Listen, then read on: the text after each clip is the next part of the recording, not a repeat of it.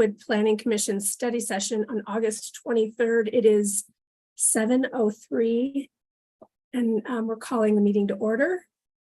Can we call roll? Mr. Rice, is that you that will do that? That is me.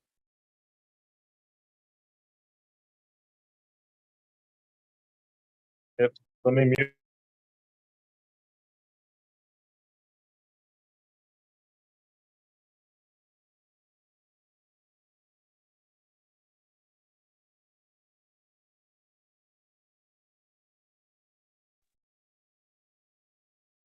Commissioner Buckley. Here. Commissioner Furman. Here. Commissioner Gribble-Unis. Here. Commissioner Kolkmeyer. Here. Commissioner Kettner. Here. Commissioner O'Neill. Here. We have a quorum. And Jonathan Wachtel will introduce you to the topic, and then followed by a presentation from Jeff. Could I just say quickly, welcome to Commissioner Kolkmeyer, who's new, and we're so grateful to have him seated finally. And then, sorry, Jonathan. No, whenever you're ready. Are you ready for us to kick things off? We're ready. All right. Well, commissioners, thank you for having members of our Sustainability Division team here today. For those of you that I have not met, I'm Jonathan Wachtel. I'm the Sustainability Division Manager here at the city, and I know I have worked with Planning Commission quite a bit in the past. And so I'm really happy to be here today to have the opportunity to engage you in a discussion around what's really the next step of the larger vision as we looked last few years at Sustainable Development Standards. And if you all recall, we spent time adopting those standards in 2022, and those were really looking at new construction and development as it came in. And tonight we're starting a process where we're turning our attention to some approaches and strategies we can take for the existing built environment. So thank you for giving us your time, and I'd like to introduce Jeff Wong, our Senior Sustainability Planner with a focus in climate, energy, and water. And I'm going to turn it over to him to take you through a presentation, and then of course we'll be available to answer questions. Thank you, Jeff. Go ahead. Thank you, Jonathan. Just bear with me for a moment while I get my screen shared here.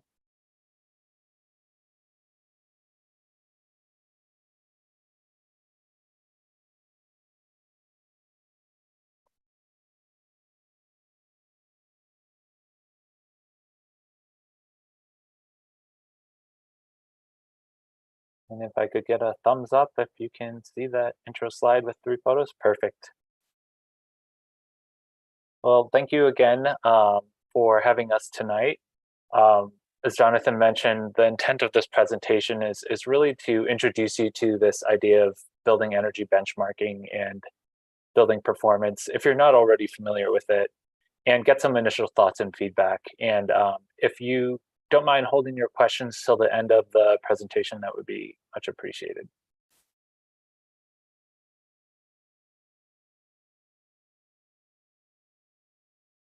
So this presentation is really focused on building energy benchmarking and performance, but we thought it might be helpful to show how it fits into the overall strategy for reducing greenhouse gas emissions within our building sector.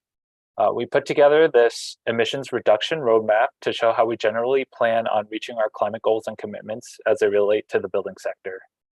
The first couple steps of the roadmap are to review our current greenhouse gas emissions and see where we are compared to our overall goals and targets. Then we want to think about the existing buildings in Lakewood, what they look like, how are they contributing emissions towards the building sector, and we really want to profile and analyze this building stock. Once we've done that, we can start thinking about energy at the individual building level. So how much energy is a building using now? What optimizations can be made to reduce emissions? And that's what really this presentation tonight is focused on, benchmarking and building performance. Once we have that information, we can dive deeper into each individual building and start to identify which components use the most energy and what's using electricity versus natural gas. The answers to these questions can help building owners and managers identify what opportunities there are to improve efficiencies and reduce emissions in the future. From the city staff perspective, we can also develop broad scale emissions reduction strategies that could be applied to various building types. But as we do that, we recognize that there's going to be lots of obstacles and barriers. So we'll have to dive into the details and really put together some solutions in the form of programs and policies that both advance our emissions reduction goals, but also address those challenges that we're going to identify. There's a lot of information in this roadmap, and I'll be breaking it down kind of step by step later on through the presentation to make it a little more digestible. But I just wanted to kind of provide some context of where we are today and how it fits into our overall strategy for building decarbonization. And just to note that we're not starting this roadmap from scratch. We've been working on various parts of this roadmap for a very long time, and we continue to push various resources out to the community. But we felt like laying these steps out like this kind of help us identify any existing gaps and then also bring all these pieces together into a cohesive plan and strategy. A benchmarking and building performance program is intended for existing buildings once they start consuming energy. As a reminder, we have a couple mechanisms that help reduce the carbon impact of new and future development, including building codes that are regularly updated, as well as the sustainable development standards that are found in the zoning ordinance currently. Last year, with lots of valuable input from various stakeholders, including Planning Commission, Article 13 was ultimately adopted by City Council and included an updated enhanced development menu, a greenhouse gas mitigation program, and supplemental construction and demolition waste recycling. So these standards I just mentioned aren't part of the roadmap because they address future development, so things that have not been constructed yet, but they do set us up well to ensure that these future building emissions are minimized when they do become operational. You may recall that we heard a lot of feedback about the need to address the impact of existing building emissions. And so we reserve space for an existing building performance program, and that's what we're here to talk about today. As I mentioned before, the first steps of the roadmap are to understand the current state of the city's overall greenhouse gas emissions, as well as our emission goals. Here's a snapshot of where we are today. This is based on the latest greenhouse gas inventory from 2021. The city's emissions are primarily from the building, transportation, waste, and consumption-based sectors. Building emissions are from the energy used by the built environment. Transportation emissions are primarily those from tailpipe emissions from vehicles. And waste emissions are associated with the disposal or treatment of waste. Consumption-based emissions are associated with the goods and services that we consume or use, like food or concrete for construction. So as you can see, the blue on the right side, the building energy sector is the largest contributor of liquids emissions, and they primarily consist of emissions from electricity and natural gas use. This chart shows how the city's emissions have changed over time since we began tracking them in 2007. Again, these emissions primarily come from building energy, transportation, waste, and consumption. Since 2007, the total emissions have decreased, and that's mainly due to the increased use of renewable energy in our electricity grid that's being supplied by Xcel Energy. The city's adopted science-based targets to determine our emissions reduction goals, and they're calculated using the latest climate science and data to ensure that our community emission reductions are in line with limiting global temperature increase to 1.5 degrees Celsius. And that temperature increase is kind of the global standard used to ensure that we minimize the impacts of climate change. The city has two science-based targets. The first is an interim goal of reducing emissions by 60.7% by 2030, and that's from 2018 levels. And that's represented by the bottom dashed line of this graphic. The second target is to reach net zero levels by 2050. So you can see that we're still pretty far away from our interim science-based target, and it's unlikely that we're going to reach that without any sort of additional action. So what are the actions that we need to take to help us reach our targets?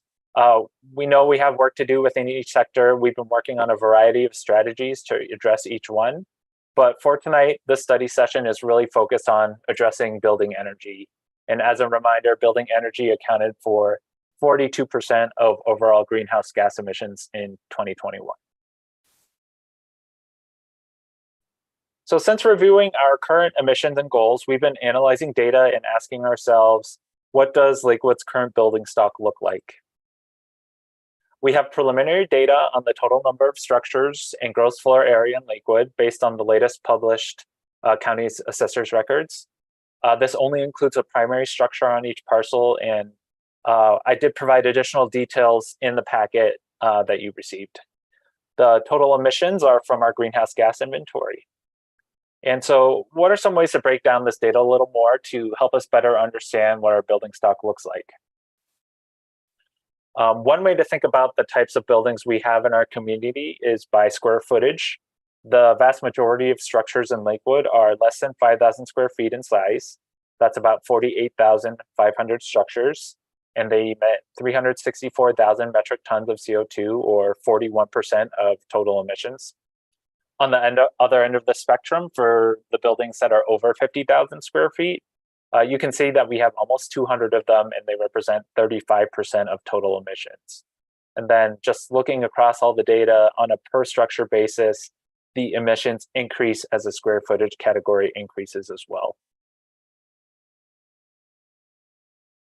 Another example of how to sort building stock is to think about how the building's being used. In Lakewood, most structures are used for single family homes. We have about 42,400 single family homes, and they produce 34% of total building emissions. Single family homes emit 7 metric tons of CO2 per structure. We have about 5,600 multifamily structures, which average 14 metric tons per structure. And then finally, for non-residential structures, there are about 1,900 in the city, and on average, they emit 265 metric tons of CO2 per structure. While we can put together a general estimate of where our building emissions come from based on our building stock, we don't know energy use at the individual building level. That's important because different buildings consume different amounts and types of energy depending on the type and size and age. And we really need to understand the details before we develop some sort of reduction strategy. We're currently researching an energy benchmarking program as part of the larger roadmap, which will help us decarbonize our entire building sector and help us reach those science-based targets that I previously mentioned. So a little bit about the basics of energy benchmarking and performance standards. They really help us answer the question, how much energy do our buildings use right now? At the most basic level, benchmarking is measuring and reporting energy performance of a single individual building over a specific period of time, and that's typically 1 year. That data is then compared to other buildings of a similar type to gauge how well it's performing. The data informs stakeholders like building owners and managers on their existing energy use and encourage building improvements and investments. So to summarize, benchmarking provides a baseline energy use of a building. Once that baseline's been established, we can ask how much energy should a building be using in the future, and how can the emissions be reduced? That's kind of where a building performance standard, or BPS, comes in. A BPS establishes a specific energy or emissions target that buildings generally have to reach within a certain period of time. The BPS helps drive efficiency improvements, the types of fuels to use for energy, and also guides what investments should be made in buildings, including projects like electrification. If you're not familiar with the term, building electrification is a process of converting building components that traditionally use natural gas over to electricity to reduce their emissions. And I'll talk a little bit more about that later on. A building performance standard is typically preceded first by a benchmarking program.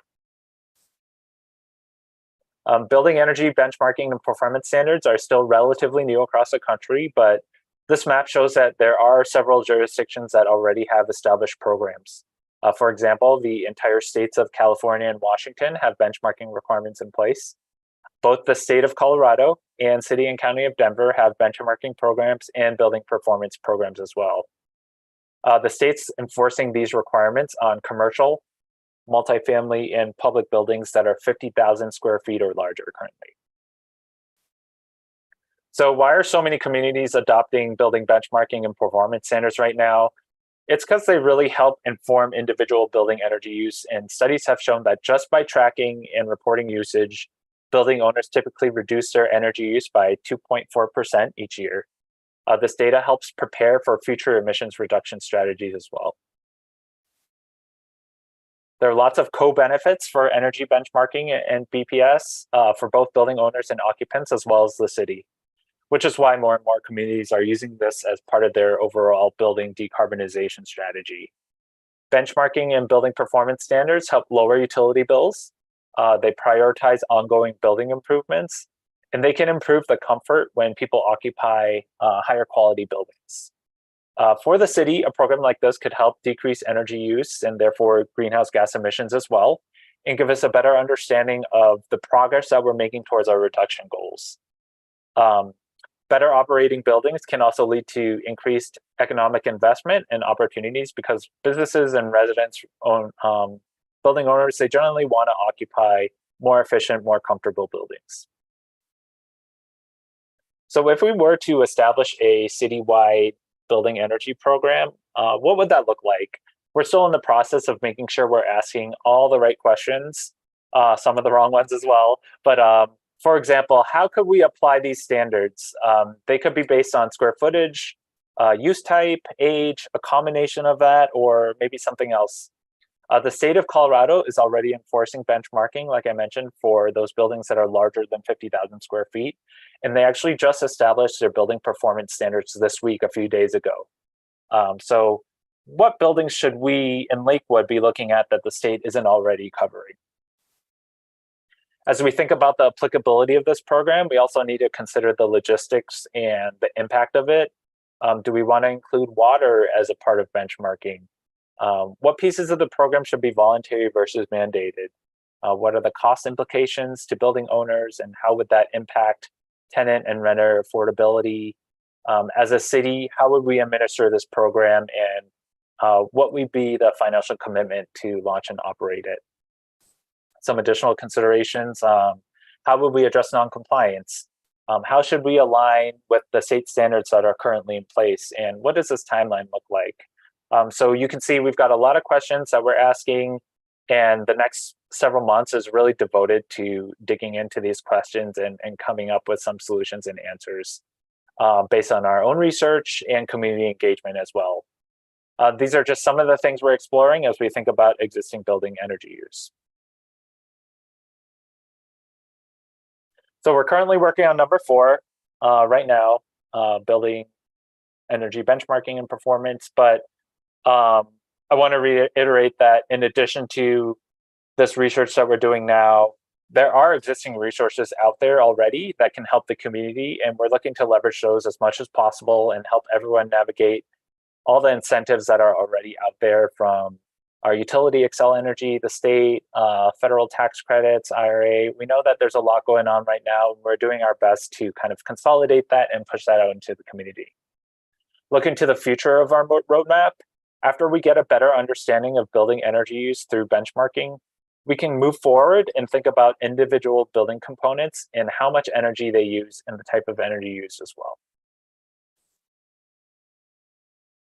After we get an understanding of what parts of a building use different types of energy, we can start developing emissions reduction strategies and solutions that really make sense for our community here. So some examples of reduction strategies are to implement the building performance standards that we discussed earlier, focus on energy efficiency improvements like LED lighting retrofits and more efficient appliances, and then incorporating building electrification, which I mentioned earlier. We know that the electricity grid is continuing to become a lower emitting energy source compared to natural gas because of all the new renewable energy coming online. So we really want to understand how difficult or easy it is to be able to convert different pieces of equipment that traditionally use natural gas and fossil fuels, like furnaces and water heaters, over to electricity, and what that impact would look like. Once we've compiled a list of potential strategies, we can look at all the obstacles and barriers that exist to implementing the strategies. One of the biggest obstacles will be how to put together all the pieces of a really complex program like this into something that's impactful and easy to understand. We also know that there are equity considerations for each strategy, like making sure we keep renters and underserved populations in mind and that materials are translated appropriately, that we'll need to tackle public education, increase our workforce training, and that there'll be financial and time constraints for really all our stakeholders.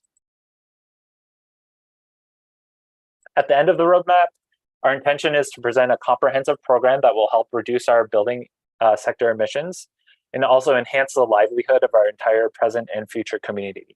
We want to make sure that we've taken the time necessary to think through all the critical questions and challenges, and that we've covered all the details to really produce like a very robust and successful emissions reduction solution package. In the end, we'd like to provide actionable steps for each applicable building where owners can take to implement emissions reduction strategies, and also provide resources to them that are readily available to assist them. I mentioned this earlier, a lot of these resources already exist now. So anyone that's ready to reduce their building emissions now and make voluntary efficiency and electrification investments, they can get started. These resources come in the form of rebates and tax credits, technical assistance and loans coming from our utility Xcel, the state, the federal government, and private entities. I mentioned earlier, it's a lot to navigate. Unfortunately, there's not a central place right now to find all this information. So right now we're working with our community partners in Xcel Energy to make these resources easier to understand and access for the community. We're also working with regional groups and stakeholders to share ideas and make sure all our messaging is consistent across the Front Range, since we have so many communities that have common goals. As we work on benchmarking, performance standards, and other pieces of our roadmap, we know that community stakeholder engagement should be done early and often. And meeting with Planning Commission tonight for the study session is really a great initial step for us. We want to create an equitable and inclusive environment for stakeholders to give us their input, take advantage of our city resources like Lakewood Together and other communication channels, and really create working groups by tapping into our community of sustainability champions and topical experts, building professionals, staff, and other stakeholders. Here's a general timeline that we're hoping to follow, knowing that these could shift earlier or later based on a variety of factors. This fall, we'll continue researching best practices and develop a range of potential program options. Then in the winter, we'll start meeting with a technical advisory group and stakeholders to get valuable input and perspective. Then in the spring, we'll draft a preferred policy recommendation and continue to receive input from the community. And finally, we're aiming for next summer, so summer 2024, for some version of policy and program adoption related to building benchmarking and performance. And that is it. Thank you so much for your time again, and we're looking forward to getting some initial feedback.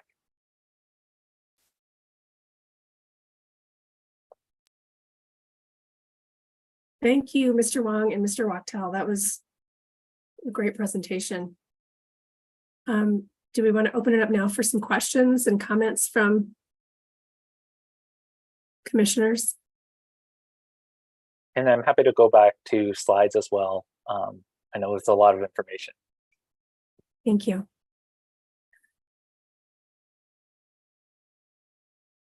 Commissioner Furman. I think I saw in the packet that we were given for this some of your reference programs, and I think the reason I bring it up is among them I think I saw the Energize Denver program listed in some of those targets. It's my understanding the Energize Denver program has obviously made the benchmarking part of an overall program that has some other components.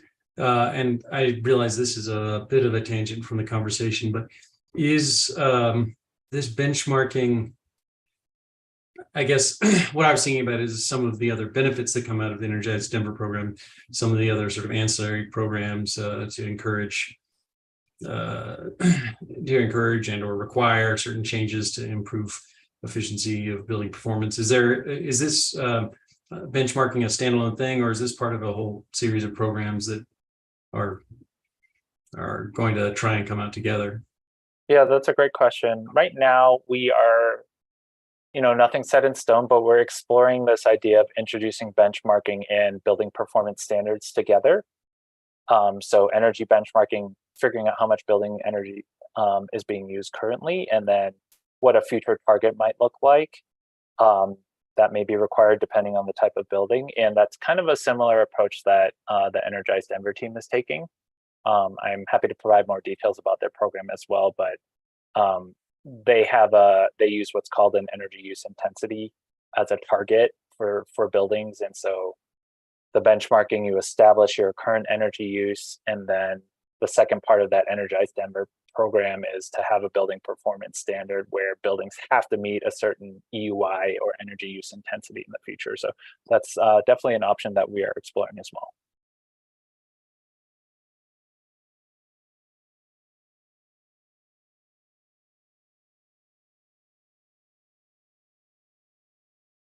Commissioner Buckley. Thank you. I remember seeing a slide. One of the goals you have is a 60% roughly reduction in greenhouse gas emissions for the whole city by 2030, and that's measured below 2018, so not too long in the past benchmarks. And in our packet on page 3, there was a table just looking at emissions in CO2 per sector, the change from 2007 to 21. So in that time frame from 2007 to 2021, a little bit after we're doing our 60% reduction benchmark in 2018, we had a 28% reduction. And so I think that was, obviously entirely without this program and largely without any maybe focused program at all in the way that you guys are developing right now. And so I understand that 28% reduction mostly comes from Xcel just changing its energy mix. Is that right? That's a great question, Commissioner Buckley. It's Yeah. A lot of it is, yes, Xcel's electricity grid getting cleaner. Some of it has to do with the transportation sector as well, and increased fuel efficiency standards. Well, but that's impacting buildings. I think I don't have that table in front of me. I think it has all the sectors from what I remember listed there. It does, and I am looking at it right now. So Okay. Buildings had a 28% reduction. Transportation had a 14% reduction. I presume that's from cars getting more fuel efficient.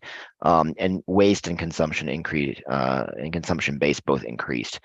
But the net was like a 15% reduction for everything. So buildings are down 28%. But I guess my question is, I know that Xcel has its own goals. I've read about this just in the media to continue to transition to a cleaner energy mix. I believe they have a 2050 goal of going entirely to renewables. So just based on that trajectory, if we were to do nothing, like by 2030, when we want a 60% reduction in greenhouse gas emissions from our buildings, how much are we just going to kind of get like for free as an estimated percentage just from Xcel continuing to do what Xcel is already committed to do? And the answer to that question then tells us how much do we have to do in addition to that to get to that 60% overall reduction? Yeah, that is some great insight. So what you're referring to is what we would call like a business as usual forecast, where if we don't take additional action, this is what would happen based on Xcel Energy's projected electricity grid. I don't have it in front of me, but I'm happy to kind of share other analysis over email when we're done. But I don't have those exact numbers, but we do have an understanding of what that business as usual forecast is, and we do know that that's not enough to reach our science-based target, and that we do need what's called high impact action items to really have a chance at reaching our science-based target. Okay. So just regarding the whole Xcel Energy thing, do you remember offhand like what the total cumulative business as usual reduction forecast is? Maybe it's Xcel, maybe it's other factors that are going on too that could cause a reduction or a net increase. I don't know, but yeah, do you know offhand the business as usual forecast, or is that something you need to research? I don't. Too? That would be something that I would have to pull out for you. Jonathan, do you want to respond as well? Yeah, I mean, Commissioner Buckley, really insightful questions, and that is part of the analysis that we have conducted and will continue to conduct, and so we can get you that information. And I think the other key thing to remember is that the XL goals are really on the electricity side, which is why you hear so much about beneficial electrification. The natural gas side has emissions associated with it, and there's not really a method in which that becomes cleaner on the grid. So the carbon neutral, sources from XL is really on the electrical grid side in terms of their long-term goals. So a big part of this program is focused on also the heating use and use of natural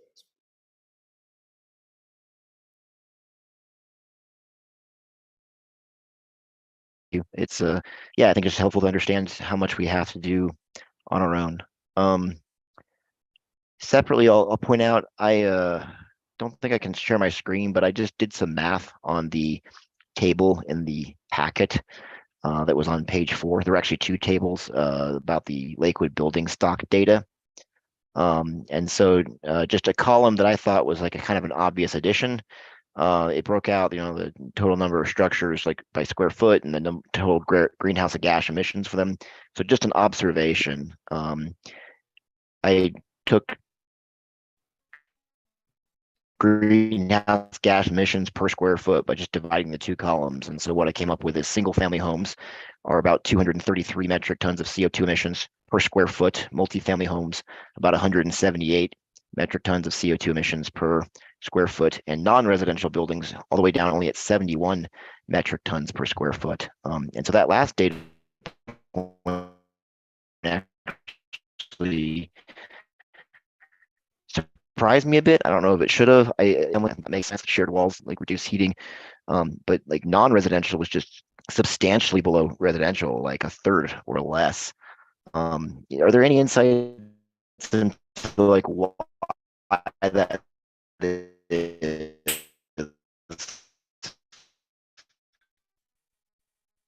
And Commissioner the majority of our buildings in Commissioner Buckley, you're breaking up a little bit.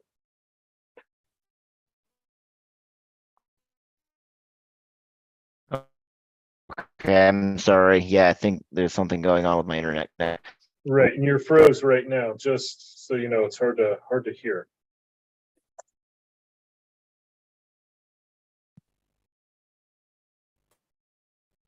Okay, I apologize. You can come back to me. My internet connection is being a little weird.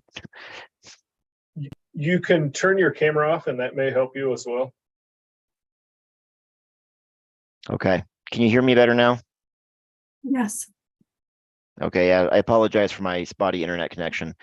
So yeah, I was saying I did some math on the table that's on page 4 of our packet. And so just a simple, dividing total gross. Well, you can come back to me, actually. I'm sorry. If I could, Commissioner Buckley, I think I heard most of what you were asking, and that was that you took the total greenhouse gas emissions and divided that by the total gross floor area to come up with a percentage. And the non-residential was at 71%, I think you said, or something much lower than residential and multifamily. And you were asking if Mr. Wong or Mr. Wachtel had any insights on that. I heard that piece of it, and I wasn't sure if I didn't hear the rest, but are there insights that staff could share on that bit of data? I'm happy to share our, generally EU energy use intensity, which is the way we measure energy, is a lot higher in non-residential properties. And the emissions, I didn't do the same calculation right in front of me as Commissioner Buckley, but generally we have a sense of the types of buildings in Lakewood and what their energy use intensity is from regional data and climate data. And I guess the answer is it depends. Sometimes if you have a non-residential property like a supermarket, for example, that is a really energy intensive type of building. And so that will have a lot of higher emissions than a single family home. So it's hard to take just two numbers and divide them and then kind of generalize over different building types, I think. And that's part of the exercise that we're doing, as part of this project, is to better understand how we can separate building types or use and whatnot, and size, and consider all of those to make the most appropriate decisions regarding emissions reductions. So unfortunately, I understand the approach of just kind of dividing those numbers to give Okay. a relative sense. I'll just Yeah. add a little commentary to this. I think the important thing is the question that you asked really gets to why we need to break these things down, because there's actually a lot more probably common typical energy use that you can apply to single family homes or multifamily buildings on the residential side, because there's a kind of a fairly consistent type of user and occupant in that building. But on the commercial side, you have a tremendous range of different types of buildings, the size of those buildings, how they're heated and cooled, the occupancy and the use when they were built. I mean, that goes for the residential side as well. And so a big part of this assessment up front is trying to dissect all of that information and figure out what groupings make sense in terms of how we can group like uses, like structures. Maybe it's vintage or when these buildings were built under what codes. Because ultimately the real goal here is, how do you get the building owner all the right tools so that they can become more energy efficient, do electrification to reduce natural gas use, or take other approaches to really reduce their emissions. Okay, thank Figure you. that out. And I just want to clarify too, I think the premise of my question was wrong. I actually divided gross floor area by total greenhouse gas emissions. And so I got bigger numbers for single family home and a middle number for multifamily and residential. And I for some reason, I was interpreting that as I did greenhouse gas emissions per square foot, but I actually did the inverse of that. So actually, yeah, the calculation I did does show that non-residential buildings are much bigger emitters of CO2 per square foot. And I initially stated it the other way around, but I guess, yeah, still the basic premise of my question was, what can we do to identify different factors that cause these different kinds of buildings to have such different emissions profiles? That still stands. And yeah, some of the things you said about further breaking down this benchmarking at a more granular level, yeah, it makes sense that we can maybe learn lessons and consider that. So apologize for being confused when I initially asked the question, but yeah, just to clarify that, yeah, redoing the math, the non-residential buildings are a lot more greenhouse gas emissions per square foot. And so I was surprised it was the inverse. So it makes sense because I did a math error, but no, thank you for the good conversation. Thank you.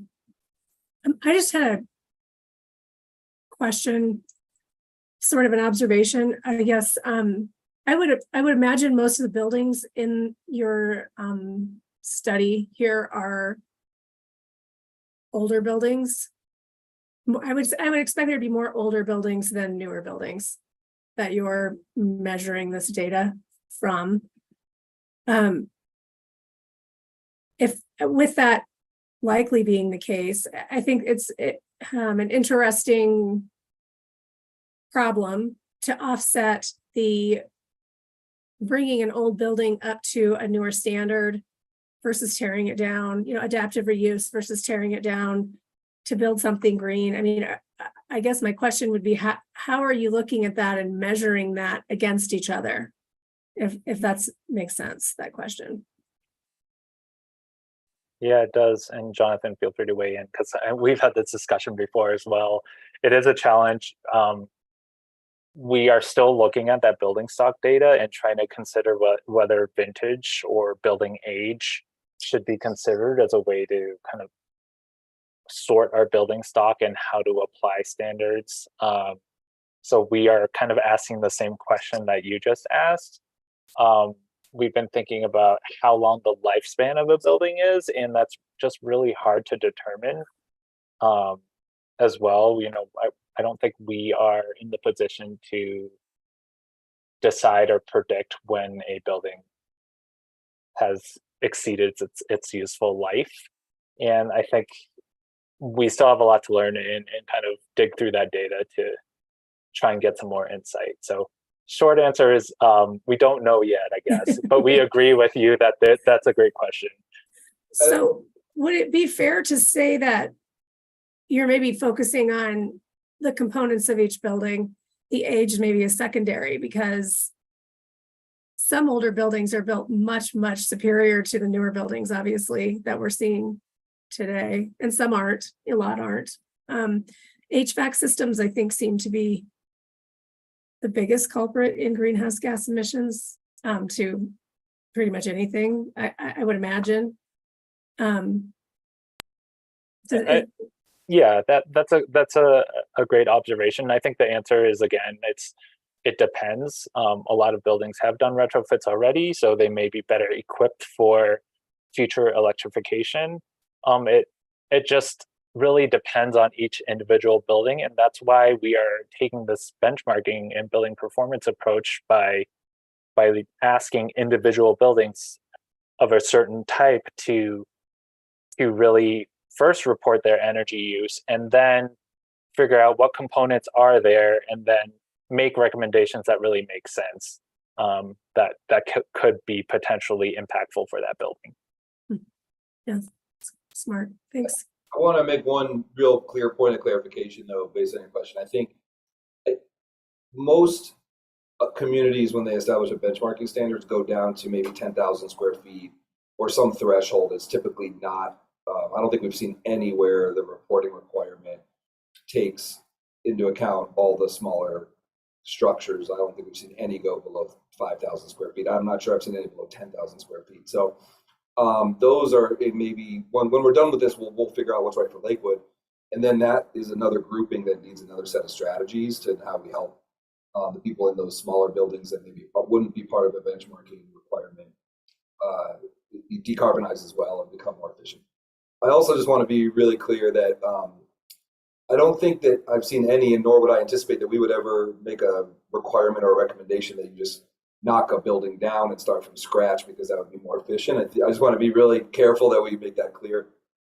If a property owner is making that decision on their own and deciding to rebuild, then that is going to fall under our new building codes and all the other sustainable development standards that we passed last year. And so hopefully we've got those things aligned to make sure the new building is doing a really good job.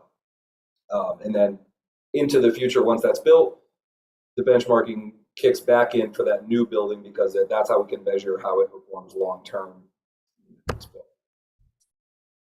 Thank you. I wasn't suggesting that the city would require someone to tear their building down by any by any means, but when someone, a company or person, purchases something of age and that seems to require as-built situations, existing conditions are often more expensive to deal with than just simply tearing something down, which then is additional carbon and greenhouse gases to then reconstruct. So I was just, it's an equation. I just was curious how you were looking at that.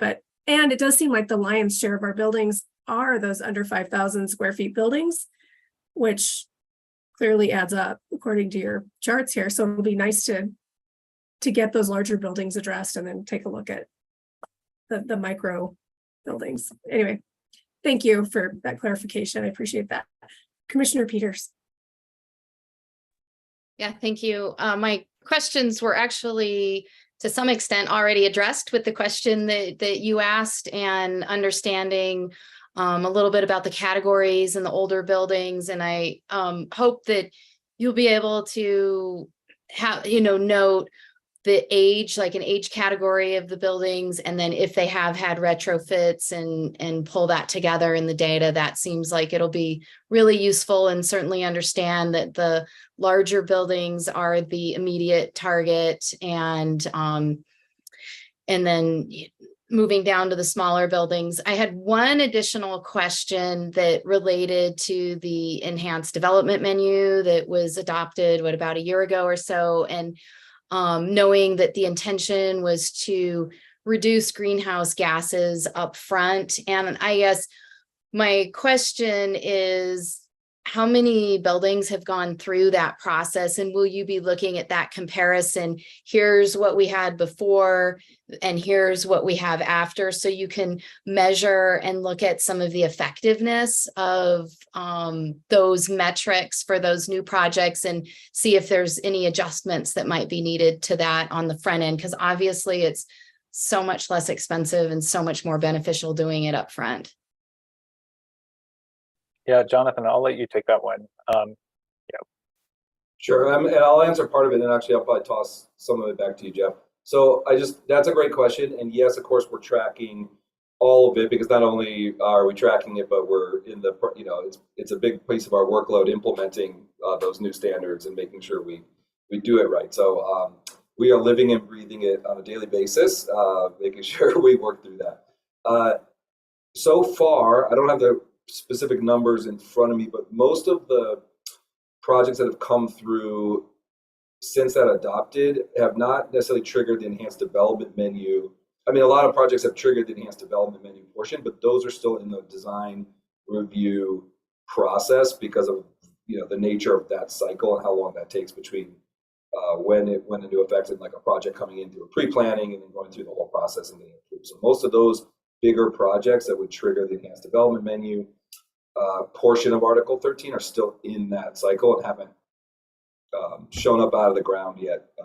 However, the greenhouse gas emissions performance standard applies to all new projects, and so we have had quite a few like single-family homes already come through and have to meet that standard. And some have gone ahead and met it, and some have chose to pay that fee in lieu. That was an option, and so we'll track it and report back. And then as far as tweaking it, making sure it's working, I'll throw that back to Jeff. We actually are in the process. We want to make sure that the modeling that we put into place to measure and estimate new construction and what it's contributing to greenhouse gas emissions are accurate. So I think Jeff can. We don't need to get into details because it would make us all a little crazy here during a planning commission meeting. But Jeff can talk about the update process we're actually doing as well. Yeah, I want to address Commissioner Peters' first point about comparing energy use and tracking and making sure that our program is actually working appropriately. I think that's the intent of really this benchmarking program is we don't have access to energy data for various reasons, including privacy reasons, but the benchmarking requirement establishes that energy use that gives us the information. So once the buildings that have gone through the GHG mitigation program have been constructed, and if they reach that threshold of whatever we decide the applicability is for benchmarking, that's the point where we can actually see what the current energy use is, and they very well already meet the building performance standard that we establish in the future.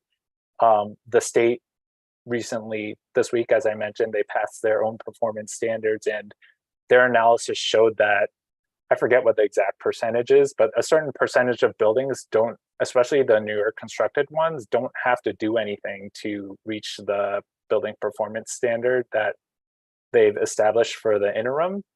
And we won't know that until our benchmarking program kicks in, if that makes sense. So we don't have access to the energy data now, but once we do through benchmarking, we can start to gauge whether they're performing as intended through our mitigation program and the enhanced development menu.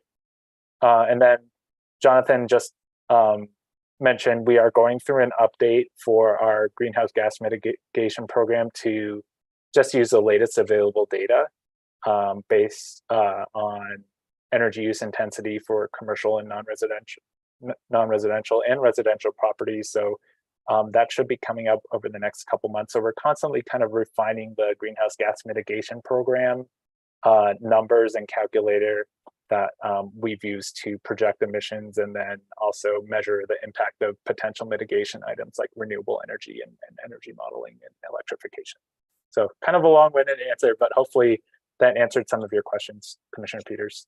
Yes, it did. It was helpful. Thank you. So it sounds like you're looking at the latest data to refine your modeling to make sure that it's accurate. Sounds like you haven't had any buildings come through that process yet to completion, but that you will be looking at those and evaluating how effective that program is upfront. And then just my last question is, this is all to provide information to property owners to voluntarily make changes that are in their benefit to help them have the data to make those informed decisions, like as an investment up front, here it will pay off over time. And then they can make that information, have it readily available. Or are there any elements of the, what the state has adopted or anything that you see the city adopting that would include any mandates? I think we're still trying to sort that out as part of our research.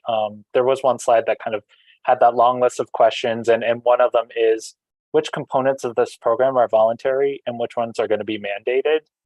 So that's just part of our research over the next few months. We haven't yet decided one way or the other, or which components would be mandated, if any. I think it's really important that we, as far as the role of staff, I think our job is to bring those options forward and provide a recommendation or the data that says, if we keep this entirely voluntary, here's what we might expect to see. If you want to put some requirements in place, based on what, to what extent we put those requirements in, how quickly we create those requirements, because a lot of these are very phased. Like there's the interim goal that gives people a lot of time to step down versus, then a much, steeper curve. How do we set that up? We can provide that. And ultimately, I think that's up to, the appointed and ultimately city council bodies to decide, the approach that's right for the city. So I guess it's hard to answer that. I don't think we could ever answer that question. We'll bring the best data and information we can and make a recommendation or provide options for that. Thank you. Decision makers to Yeah, no, that answers my question. That's a helpful clarification. And then just again, when do you think that you'll complete? I know you went through the timeline. It would be 2024 that you'll have data available. Is that correct? We're hoping beforehand. Okay. Yeah, we're hoping to have data beforehand and by summer have a draft recommendation or a recommendation for program or policy to council over the summer. Over next summer. Summer 2024. Yeah, that's kind of our tentative timeline right now. So we're planning on working hard on data in the fall, or you think early 2024? What's kind of what's your target on that? I think fall and winter. We're already working on it. So we want to make sure that on the front end we get as much data as possible. Great. Well, thank you so much for your work. Appreciate it. Thanks for the great questions.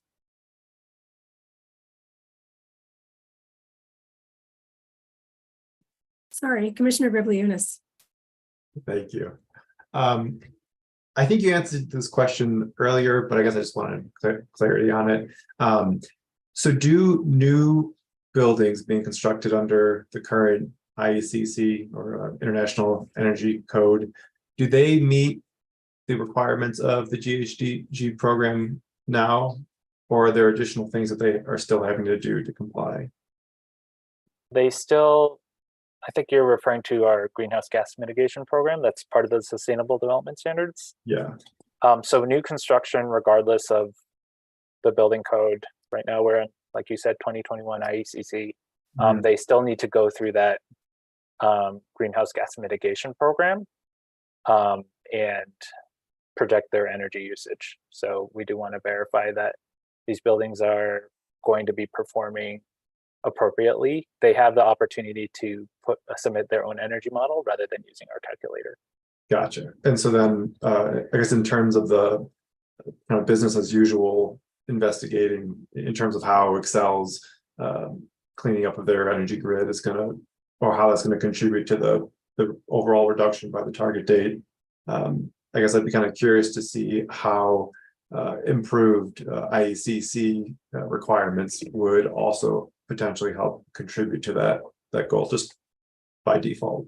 Yeah, that's a great point. That's something that we tried to model, but it's hard to model when buildings aren't being constructed yet. So I think us, along with other communities across the country are really trying to figure out what the average energy savings will actually be versus the modeled, and then compare that and see what the actual energy use is. But again, we are tracking that. We want to understand what the new building codes are and how they impact actual energy use versus modeled.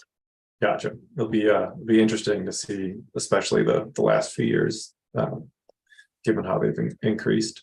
And I guess my last question is EUI kind of the key metric that is being used to kind of establish a building's energy performance in most conversations moving forward? I would say it's a mixed bag.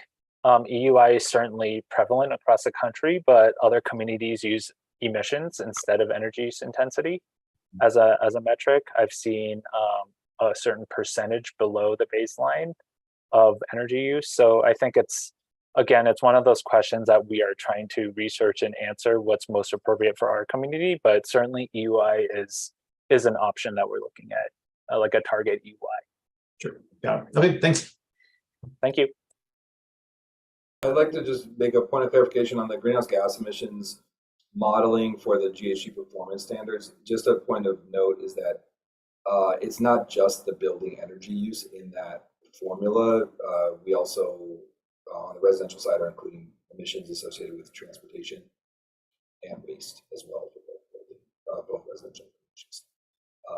It's not a one-to-one necessarily with the building codes, although those have a huge impact because the building energy use is the biggest source of the greenhouse gas emissions in the model, but there's other sources as well. So I just wanted to point that out. I'm sorry, could you just repeat that one more time about how there's additional things for residential? Yeah, when we're in the performance standard that was passed through Article 13 last year, when we're modeling emissions associated with new development in the city, it's not just the energy use in the building, it's also emissions associated with transportation and waste. And that's not done for commercial? On the commercial side, it's waste and building energy, but not the transportation, because that's a long discussion that we had last year. But basically, we're talking about that would be double counting our emissions because the traffic generated to the commercial entity is assumed is coming from residential population, so we're capturing that on the residential side. In those VMT. We could follow up with you if you want to see the numbers.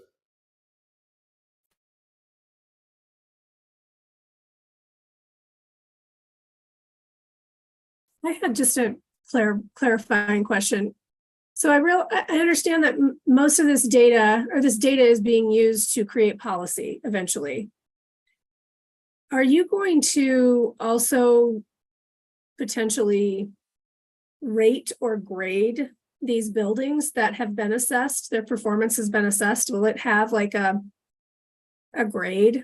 And will that be passed on in the sale of a building? Like, would it be something that is part of I don't know, title search is maybe not right, but would that be information that is passed forward to new building owners? Yeah, that's a great question. I think all this data would be publicly accessible. Anyone that has to report it under this benchmarking rule, much like the state and Colorado and city and county of Denver, all that information is public access. One metric that is used to kind of grade how good a building is performing is called an Energy Star score.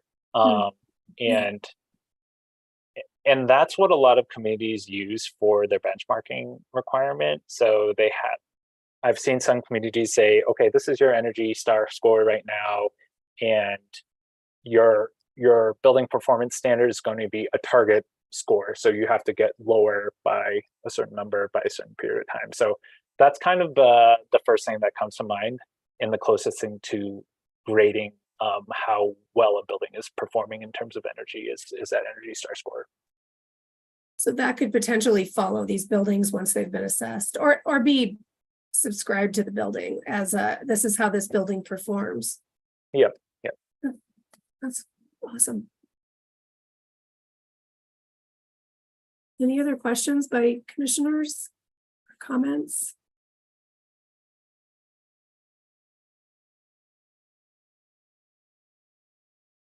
Going once, going twice. Okay. Thank you very much for that great presentation. That was really informative, exciting thanks. information. Thanks for all the great questions and the input. Like I said, we are really valuing our stakeholder approach and engagement, and this is really helpful. So appreciate everyone's time tonight. Thank you. Thanks for your work.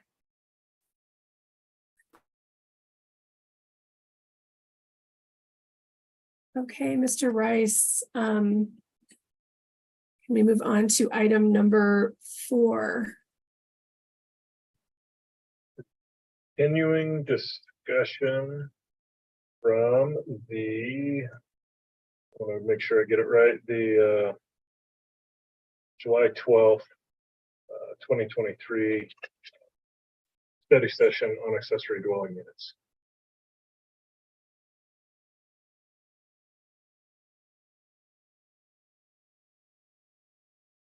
Would anyone like to kick off the topic?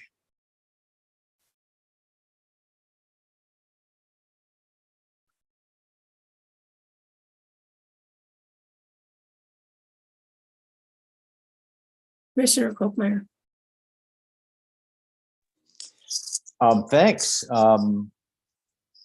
This is, while I am obviously brand new to the commission, this is a subject that I've spent an awful lot of time studying, and not just from a policy point of view, but also individually.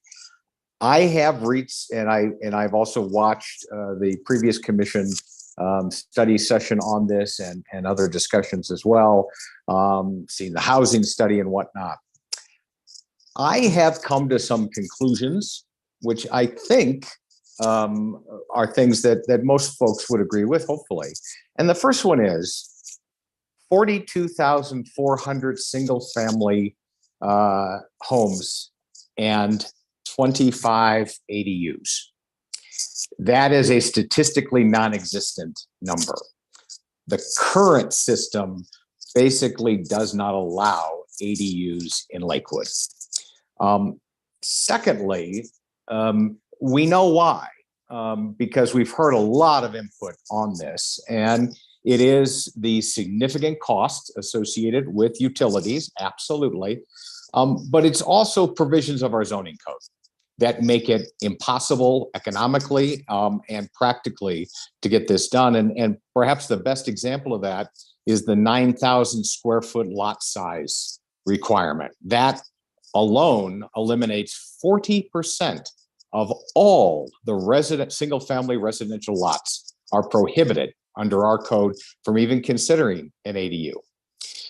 But the third conclusion, I think, is really the most important, which is that over the last several decades, what has happened in single family residential in Lakewood has been declining density. The number one concern that gets raised about ADUs is it's going to change the character of our neighborhoods, our single family neighborhoods, because it's going to have all these extra folks. Several decades ago, the average household in single family residential in Lakewood was 3.3 people. In 2023, it's 2.27. That's a 30% reduction. And we have all seen this. This is why our schools are closing. This is why you don't see young families. We do not have the density that our single family residential neighborhoods were built for. And now what we need to do, because of the housing crisis, is bring back the character of single family homes that have appropriate density for what has been constructed. So that's really, I just philosophically and by the numbers where I am. And I would be happy for us to talk about very specific changes that we could make in the zoning code, because we currently, for all intents and purposes, we prohibit ADUs in Lakewood. They don't exist. And we know that we need to substantially change the economics to do that. And it's what will bring back the density that we used to have in single family residential. Thank you. Commissioner Griglionis. Those are great points. I guess specifically in regards to the minimum lot size to construct an ADU. You know, I think it was it 25 were built last year? Since 2012. Since 2012. Okay, so, you know, what if we eliminate the minimum lot size, we might get another 25 over the next 5 or 6 years or what have you, or 10 years, I guess. So it seems as a starting point, eliminating that wouldn't be too much of an issue in terms of increased density. Maybe there's a minimum number, but just as a conversation starter, I would just leave it there. Thank you for that. Commissioner Kettner. Thank you. I want to kind of respond to a couple of things that Commissioner Kochmeyer said. I'm finding a little bit of a dichotomy because I agree about having increased density for single family homes, and that's what our housing survey says that people want. Our housing survey, however, also showed that people do not want ADUs as far as a living space. They do want the single family homes. So adding density for an ADU, adding another rental is not going to be helpful for, I agree totally. You know, that's what the demographers say, is because family, especially families with children, still want those single family homes. You know, they're going elsewhere for that. So I think that our previous discussion too, since we have not, tonight's our first discussion on ADUs, but our previous discussion on increased density for single family homes with an R1 something, I definitely agree with. But I would like us, I hope we can all recognize that, you know, adding ADUs adds a rental on a property, so it does not increase density for single family homes. And I would like to, and then let's see. And then I guess a couple of questions for Mr. Rice. As the person who lives in the neighborhood where at least where about half of these 25 are, I would actually disagree about that. It's the number of people that change the character. The two houses to the north of me both have ADUs immediately adjacent. They are both being used currently for short-term rentals. I know at least one of them attempted to do 30-day or more, which goes back to our housing survey, which says this is not a product that people are looking to live in. It is a product that some people are looking to make money off of. They are making money off of the short-term rental on it. But when it comes to the neighborhood character, I will say that there is, and I would love to tour any of the commissioners or anybody really around my neighborhood with the wide variety of what ADUs look like. And one of them, when I think about neighborhood character, it has changed the neighborhood character visually, this one. And this is a long-winded roundabout, Mr. Rice, for what's happened, at least, and I know that this came up before, and I don't know if any changes to the zoning ordinance was made, is the height of the ADUs and putting them over garages that are in front of the house. And there's a rule that says they're not supposed to be in front, but people have gotten around that by doing a breezeway connecting the house to the garage and then saying it's an addition to the house. And I know this came up years ago. Do you know, Mr. Rice, was there ever a change made on that? Right. If you're, I would have to have an address from you to actually verify it and look. This came up, you're right, there was a structure. I don't even think they actually had an ADU, or maybe they did. That's what it was. It was a garage that was built, I think it was in front of the house, and they did some kind of conditioned addition so that it can be considered part of the house. And that was a way kind of around the zoning ordinance at the time. Accessory dwelling units, neither the standards for them, they need to be part of the house, behind the house, or over a garage that's behind the house. So with existing conditions, I think we actually had an ADU that came in, or a resident was looking at putting an ADU over an existing garage, and it didn't meet the proper setback, and they were told that they would have to either modify the garage or the ADU to shift in on the garage route to meet that setback. So yes, standards for ADUs now have certain requirements that need to be met. Yeah, and I think that would be something still to look at, because I think that little breezeway connecting it is sort of still a kind of getting around it. So when we talk about character, I mean, it definitely looks like on that lot, like there's one house and then another house sort of right behind it. And it is odd character.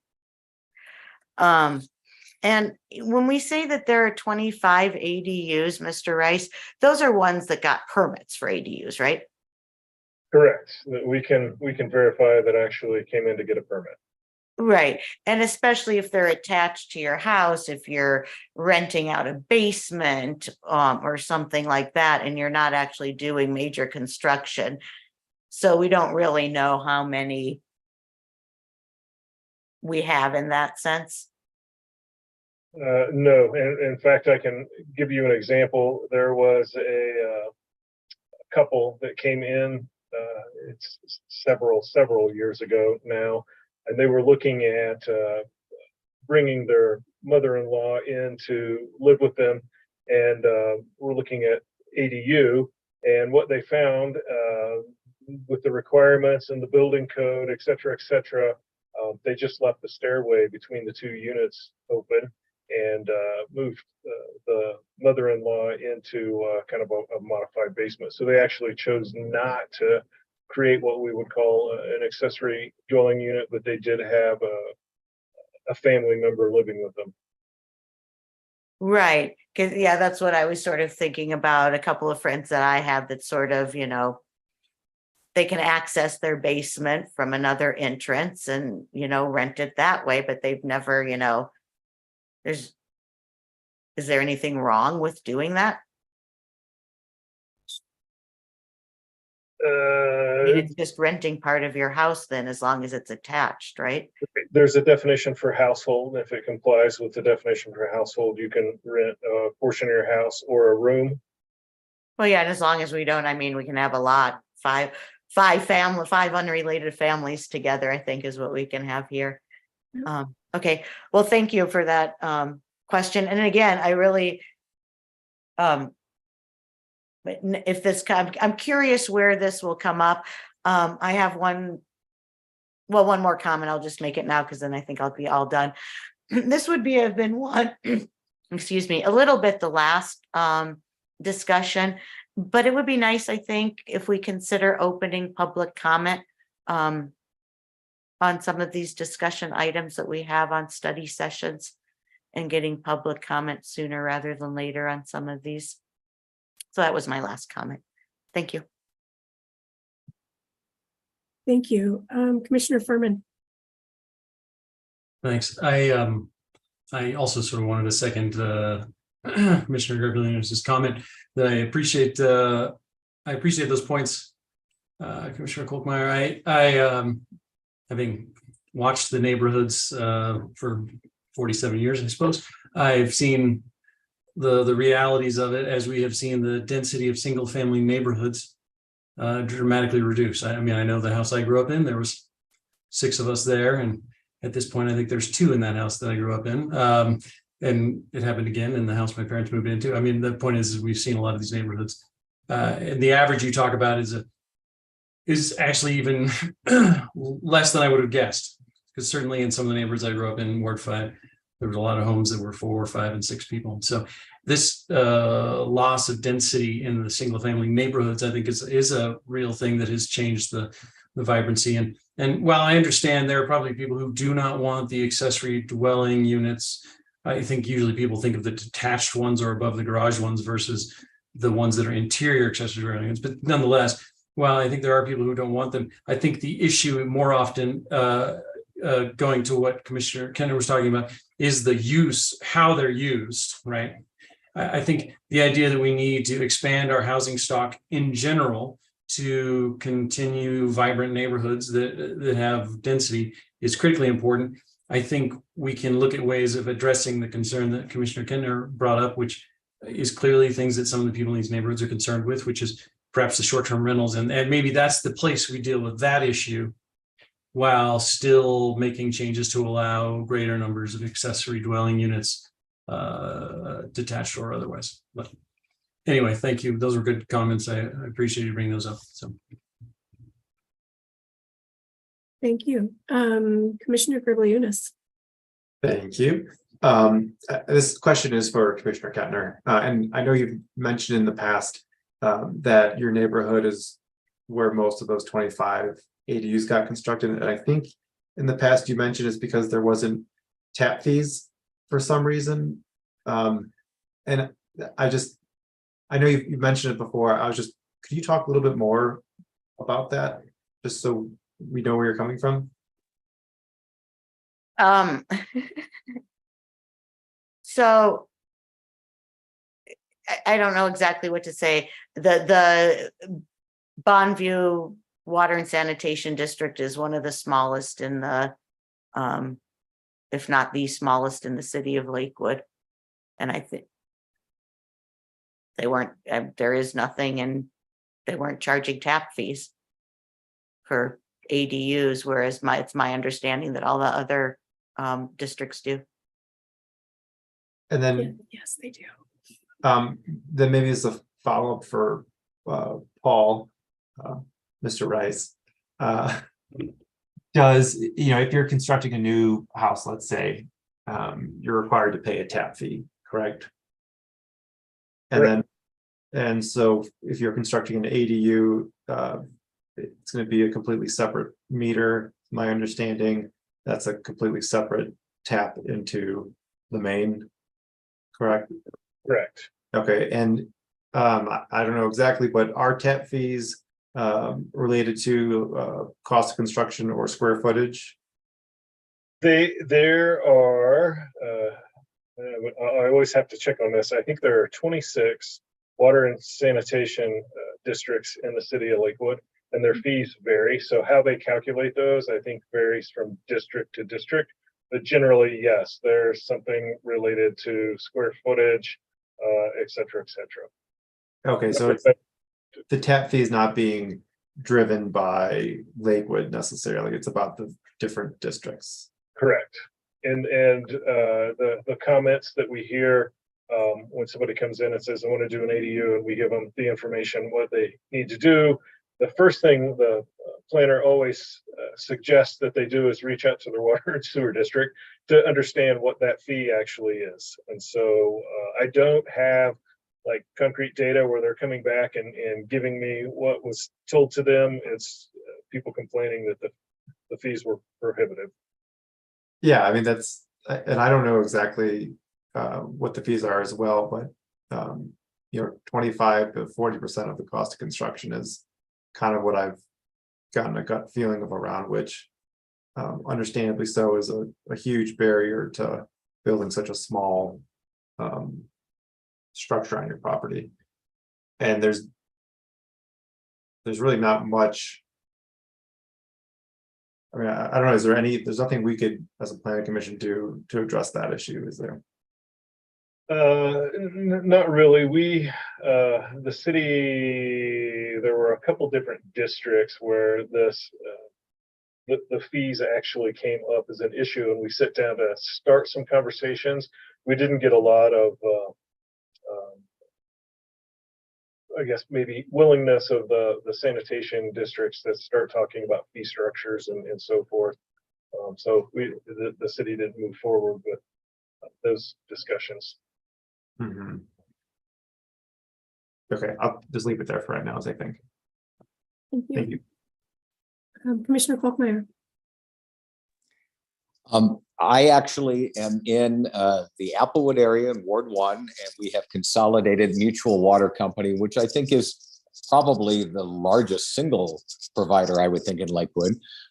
They do not do it based upon square footage. It is a flat amount, and it is $25,000. So that's prohibitive, but I guess I would say that there is something we can do through the zoning code, because a $25,000 water tap fee, and I think the sanitary district was talking about $15,000 for a sanitary tap fee. That makes a 700 square foot ADU really ridiculous. So again, looking at the dimensional limitations on ADUs can address, I think, those costs. That's something we can do. Commissioner Buckley. Thank you. Yeah, while we're on this topic of the tap fees, where does the requirement that an accessory dwelling unit needs its own tap separate from the one the house already has come from? You know, this would be especially pertinent, I would think, if some inside the existing footprint of an existing home versus, say, building one that is in a detached structure or on top of a detached garage. You know, if the ADU is already entirely contained inside an existing building that's got a tap, why is another tap needed? That just doesn't make a lot of sense to me. So help me understand, where does this requirement come from that you have to do this? Right, and Commissioner Buckley, it goes back to each water and sanitation district setting their own rules. And my understanding is that if it is a separate unit, it needs a separate water and sewer line. When I use I think Commissioner Kettner said she has someone she knows that they can access their basement from inside the house and so forth. If it is in the same structure, and then you look at building code, right, and it is part of the structure, so you can go from one part of the habitable space to the other part of the habitable space, i.e. the basement. It doesn't require, and the water and sanitation districts don't look at it as a quote separate unit, right? So it's when you get complete separation and it is a second unit, it requires a separate water. And I'm almost positive liquid water and sewer utility requires the second line as well. Okay.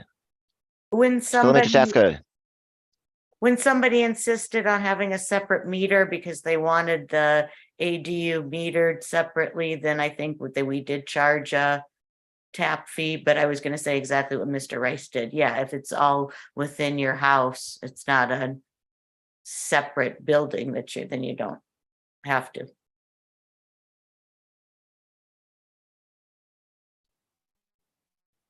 Okay, so just to clarify, if there's a house that has a basement already, and maybe someone doesn't expand the footprint of their house, but is able to make some architectural modifications, maybe they put an extra door on a wall that didn't have one, it goes to the outside, maybe they put up an interior wall in a place where there wasn't one before, so that the basement after the renovation has a separate entrance from the main floor of the house, you know, but the overall footprint of the structure is not changing. You're just calling the basement that has a new separate entrance an ADU.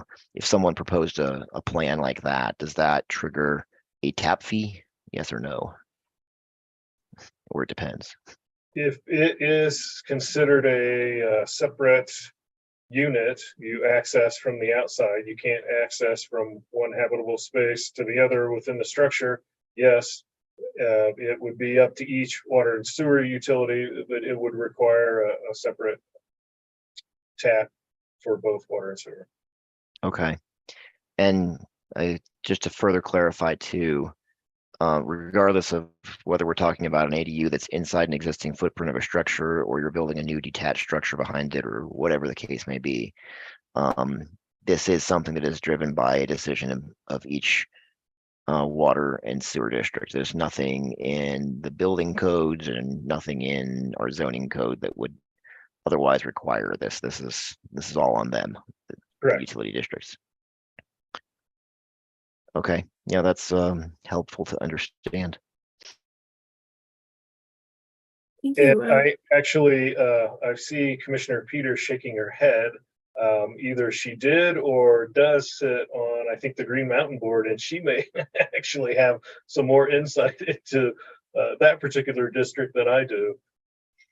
Yeah, definitely. And of course, Commissioner Kentner is on the Bondview district as well. So she's, speaking from her experience as on that board of directors. But yeah, that's definitely everything that's said has been accurate. The tap fees are definitely a barrier. I know that, there were folks that came in that were interested in ADUs and the tap fees were prohibitive.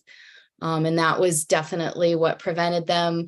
The requirements in regard to, as long as there's a connection between, internally in the house, between an upstairs and a downstairs, then it's not considered. But again, as if it's separate, they're two separate units with separate metering, then yeah, it would be considered.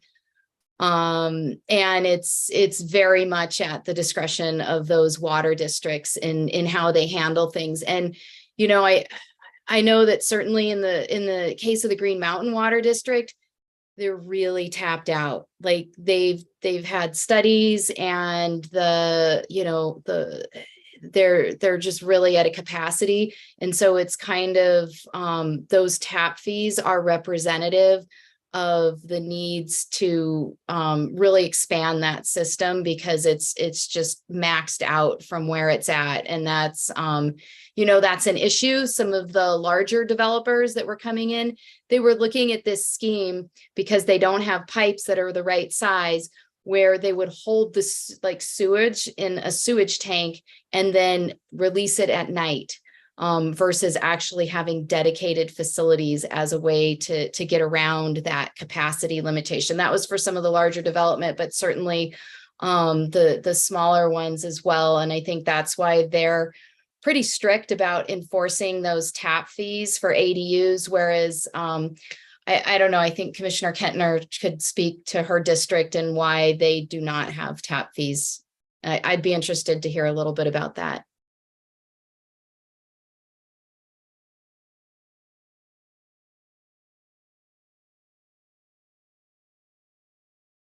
Commissioner Kentner, do you want to speak a little? Well, your actually, we're talking, we are talking about fees next month, and we probably will have them. Okay.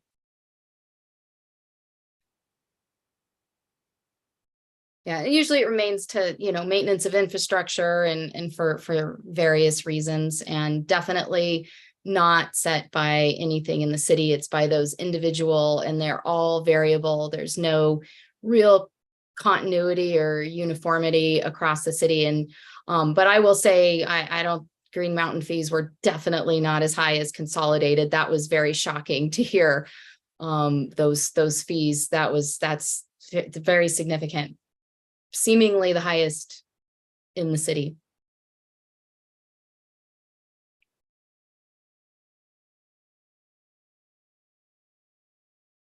Sorry. Thanks for those comments. Commissioner Kolkmeyer. And I suspect that Consolidated is one additional fact as we're talking about if your accessory unit is within the footprint. Consolidated also takes the position that it's based on the number of fixtures. So if you're adding a kitchen, you're adding a dishwasher, you're adding a kitchen sink, even if it's in the existing footprint, they will require you to run a new 1-inch line, a new pit, and a new meter. And that cost, they think, is about $10,000. Wow.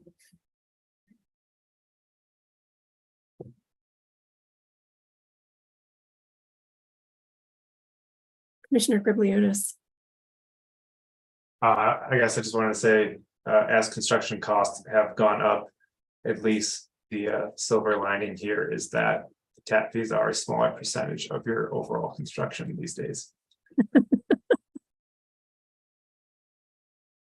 That's a glass half full perspective. But even still, understanding that tap fees might be prohibitive, that's it's on the person building the ADU to account for that and to determining whether or not they feel it's worthwhile. I think Commissioner Kettner is absolutely right that these are primarily rental units, just by their nature. Whether they're being rented for $0 or to family or a caretaker or what have you, or for profit to a person, because I don't think they're allowed to have a bedroom in them, but I might be misremembering that. Yeah, I mean, it's just something for, I guess it's not on us to tell people that it's financially worthwhile for them or not to move forward with this. I think the issue with the current zoning code in regards to ADUs is that it cuts out, as Commissioner Klookmeyer mentioned, 40% of the smaller lots, who for whatever reason they might find it to be a worthwhile endeavor for them to take on. So I guess I would just kind of go back to the possibility of eliminating the minimum lot size or determining a smaller lot size that could take into account a much larger stock of the Lakewood single family housing.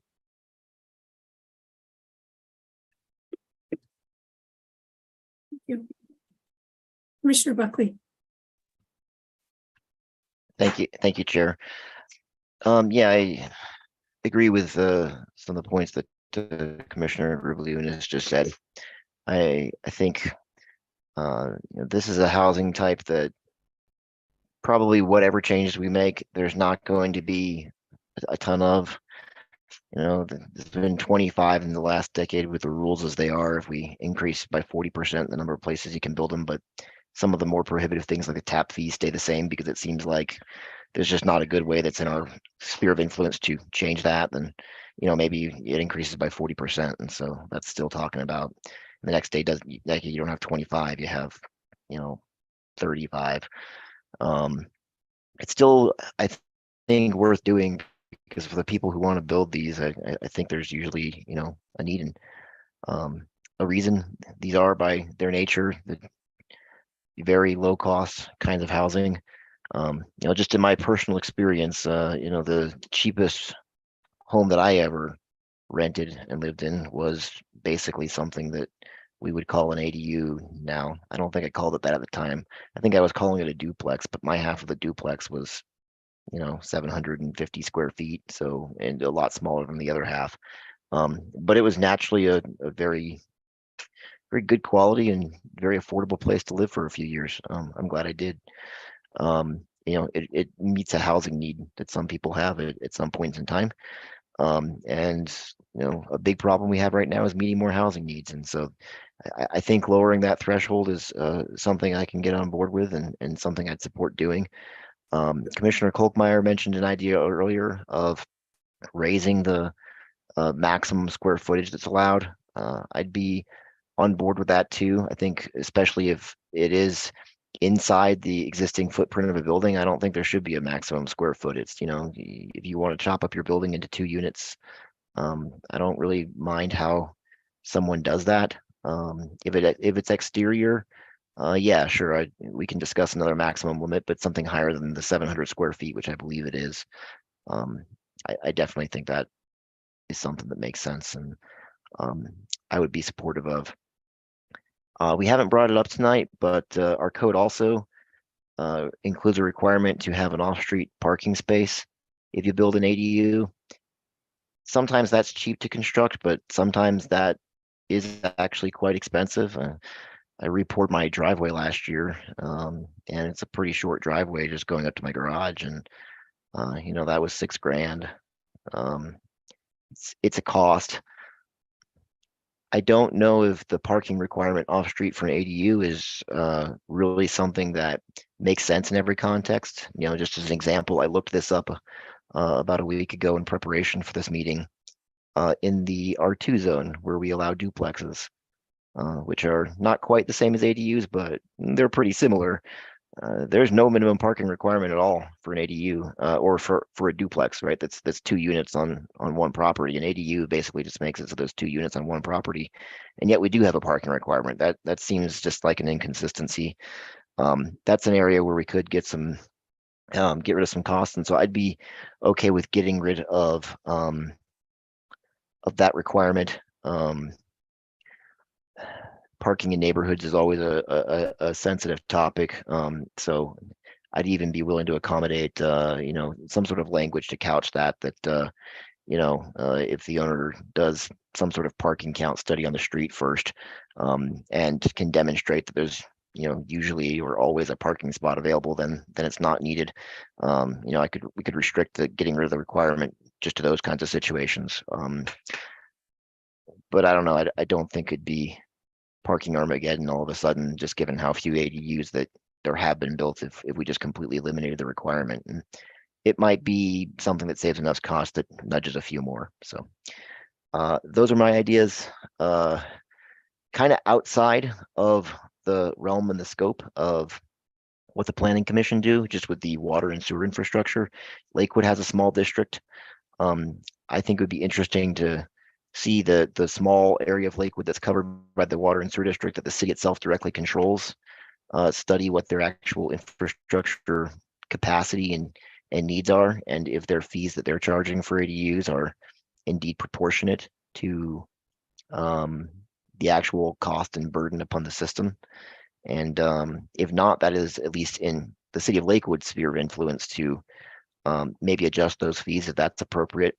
Probably, not in this commission's control, but something the city itself could at least take action on that covers one small area of Lakewood. Those are my ideas. Thank you. Thank you. Any other comments or questions regarding ADUs? Commissioner Kochmeyer. Thank you, Chair. So maybe just in terms of moving this forward, and to something that Commissioner Kettner mentioned earlier on in terms of getting public comment. So what we would be recommending to City Council conceivably are changes to the zoning ordinance section 17.4.3.1 that is accessory dwelling units. And that would have to be a draft that we would discuss, allow public comment, and approve or disapprove at a public hearing. I think to get to that point, I would be very comfortable suggesting that we would consider a proposal that would strike the 9,000 square foot lot size requirement from 17.4.3.1A4, that we would strike the 700 square foot limit from 17.4.3.1A7A. And along with what Commissioner Buckley just indicated, I too absolutely think that we should make it consistent with the number of parking spaces that we required when you have 2 dwellings on a single lot. And that would be striking the reference to the Article 8 parking requirements in 17.4.3.1A7E. Those 3 things would be a pretty easy draft for us to consider. I will throw out one more thing that I would appreciate everyone thinking about, which is that in our section on accessory dwelling units, we also prohibit any waivers or variances even being applied for. I think it makes much more sense for us to allow them to be applied for. They can, of course, be denied, but there may very well be circumstances where 6 inches into a side setback or a foot, or perhaps the additional height. We have this artificial limitation on accessory dwelling units. They only can be 30 feet instead of 35 feet.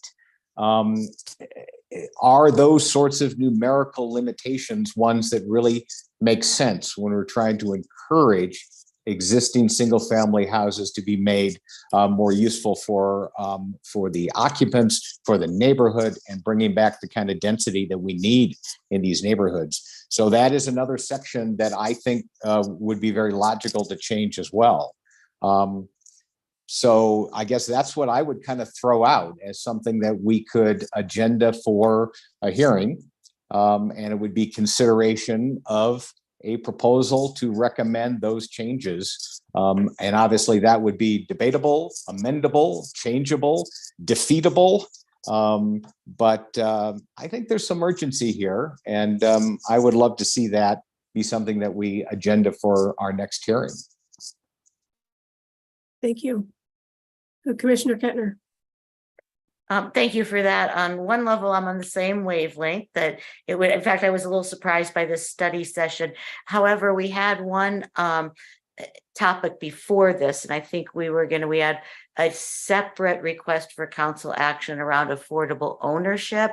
And we have 3 specific things that were, in that email about that, an R1X, and I'm not coming up with the other 2 off the top of my head.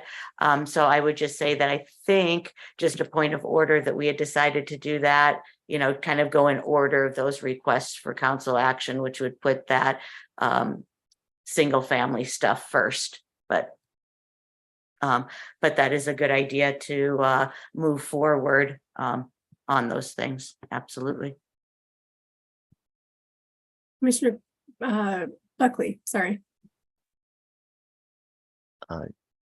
Thank you. So just my response and reactions to the last 2 things I heard.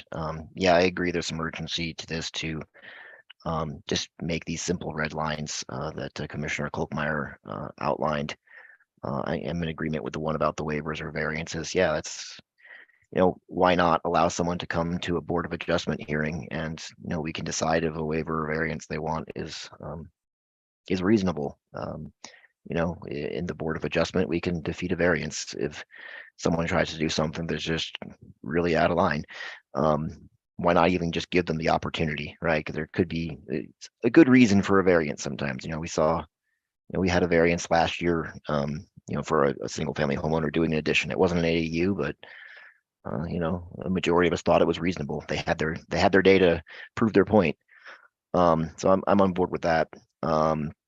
And we do have 2 requests for council action. I think that the council requested both of these things for us, my sense, because they thought they were both urgent. I don't think there's any particular order that we need to complete our tasks in. I think that we can move forward on this, and it's a little bit simpler, the changes that we're contemplating making compared to the R1X zone. And so if we get it done first, I don't think that's a bad thing. Certainly I want to continue moving forward and complete the R1X zone too. I'm in support of that to a very large degree as well. But if that just takes longer because there's good reasons it takes longer, then I don't think that needs to hold this up. Thanks. Commissioner Kettner. Yeah, I was listening really well, and now I don't remember why I put my hand up. Let's see. I'll think about it soon. Thank you. Sure. Any other comments or questions? I think I have one question for Mr. Rice, and I guess that would be if staff would have the time, or when staff would have the time to draft something like that for commission to take a look at and kind of, because I agree, I think housing is an emergency everywhere in the country, probably the world really, but in the country I know, and certainly in Lakewood. So I agree with Commissioner Buckley. I don't think that the order matters at all. And I think that just to a large degree, we can't control who ownership's a lot harder to tackle, and we can't control who or dictate who will ever own. Some folks just won't. And that's, you know, where rentals are great. So what is staff's capacity to draft something like that? Right, and I actually have a couple questions before I answer that. So I'm going to defer to Commissioner Kettner if she wants to go now, or I can go. Commissioner Kettner. I remembered what I was going to say earlier. I wanted to address variances, and I agree in that I think people should be able to ask, but we need to recognize that most of our variances are actually done administratively and don't come to us. So I think we should be processing, maybe there's a compromise in that these are variances that wouldn't be done that wouldn't have the ability to be administrative. I guess it's just something maybe we should think of, since it is in the code now that variances weren't allowed. There was probably some good logical thought behind that. So I just wanted to mention that with variances, that most of them are actually done administratively. And I can't help but reiterate something. Our housing survey showed it. Absolutely, we need more housing. This isn't the type of housing product. I mean, this is one that's like leased in, according to our housing survey that was just released. And I'm not opposed to everything that we're talking about. I just think there really is more of a urgency to deal with the type of housing that is most in demand and least in supply. Thank you. And I agree with what you're saying, Commissioner Kettner. I think that it's very valid that folks want their own space and they want to own it. There's a fly in my home. It's driving me crazy. But I think that we can't just hold everything up in an effort to find ownership vehicles for folks, or I think that both need to be happening at the same time. And so if we can address certain aspects in the municipal code easily, then I think it makes sense to move forward with that while still focusing on ways to promote ownership. I mean, I think that's valid. Commissioner Kettner.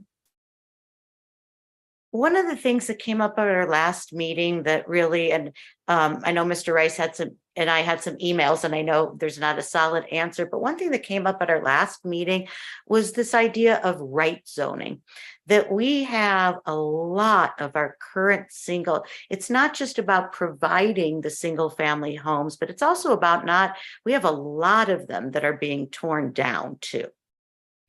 And the zoning we discovered at our last meeting doesn't allow for increased density of single family homes. It allows for increased density. It allows for high density multifamily, which the recent housing survey showed we have an oversupply of. But it would seem like that would be, again, a really simple thing of right zoning that would allow that product of a small home on a small lot.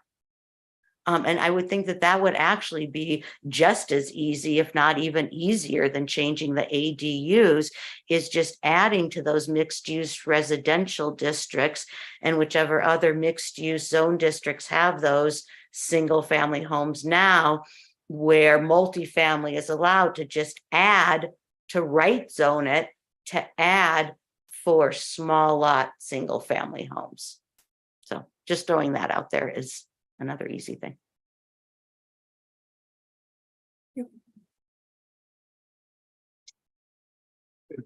My Commissioner O'Neill. Yes. Okay, so, and I'll explain this question. So my question back, so I'm just gonna focus on the ADU question. So my question for the commission, what is your path forward to make these proposed amendments? And example, public input. Are you going to open study sessions? And I would need Lauren to weigh in on that. I think we would just end up with regular meetings and have public comment on a draft. Are you looking for a draft that you then bring to hearing? Is there any public outreach? So I'm looking for a path forward.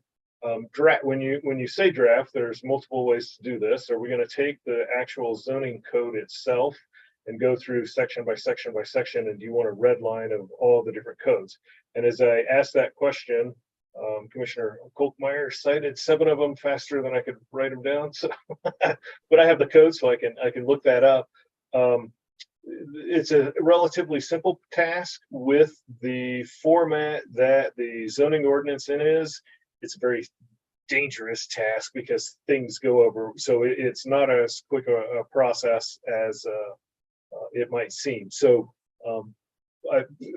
And anything else to go with that. So if I need some direction on what you're looking for with getting a draft to the city council. Commissioner Kolkmeyer. Thank you, Chair.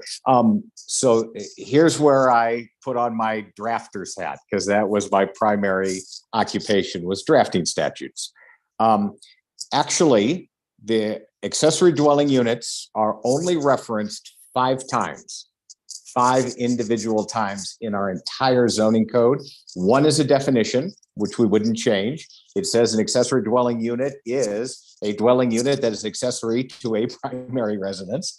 And then 3 of them are just tables that the use table, the dimensional standards, and the parking standards. And it just has accessory dwelling unit there. And then, of course, the meat is just the 2 pages that are the supplemental standards, 17.4.3.1a.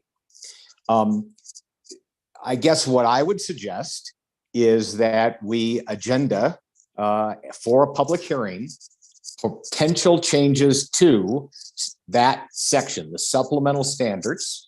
We would invite public comment and allow anyone to opine as to whether there should or shouldn't be changes to the ADU section of the zoning ordinance. We then would have to make a motion to approve a draft. And I would envision that as being redlining in the same way that the Plan Commission went through and developed the rules and regulations. That was done by systematically going through that section. It should go pretty fast because it's not that much verbiage. And then ultimately, there would be a vote to either send that red line draft to city council or not.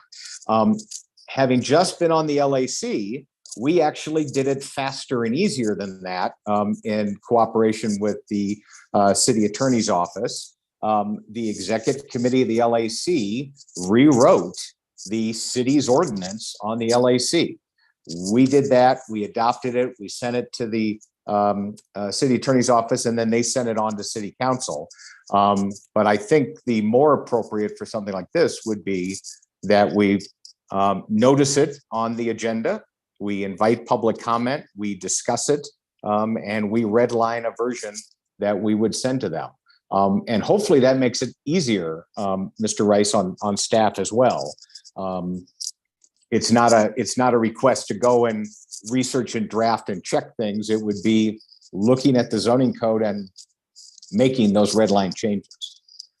That would be my thought. Thank you. So, Mr. Rice, when you mentioned outreach, is there something additional in outreach? Because the draft sounds kind of cut and dry based on Commissioner Kolkmeyer's information there. I know staff will have to look through everything and verify all of that and take time to draft and all of that. And cover yourselves in what we're asking you to do. But in the way of outreach, is it different than just alerting on Lakewood Speaks that this is going to be on the agenda on a regular for a hearing? Do we need to do something more? And I'm asking that question of the commission. If staff, so not planning commission, if staff got direction from city council to amend all the standards for specifically for ADU, we do some additional public outreach, whether it's ward meetings, something like that. So there's outreach beyond the normal notice process, because it doesn't affect, it's not specific to a property, it applies citywide. And so that's what I'm asking. If the commission wants to come up with a draft, propose changes through the process where it would go to planning commission and council, that's their choice. So I'm asking that question. Well, I'll let others weigh in on that, but I have thoughts on it. Commissioner Kettner. Well, we already have direction, Mr. Rice, from City Council, although again, I really think we should right zone those mixed use properties would be a much better use of our time, and we have direction from that first from council around that. However, as far as process goes, I would suggest before scheduling for a meeting for a hearing that we would want a study session where the public can weigh in. I hear some things that I know that I would want some time to think about and would want some discussion on. For example, if we're going to take away the 700 square foot limit, what is the limit? How will it be an accessory dwelling unit? I think perhaps Mr. Kolkmeyer was just making it unlimited, in which case I don't think that's wise. Should it be a percentage of the main dwelling unit so it is still accessory to the main? So I think those are little things that would be good to hash out maybe in a study session with public input before a public hearing, before that final or nearly final draft at a public hearing. So that's what I would suggest for process. Commissioner Buckley.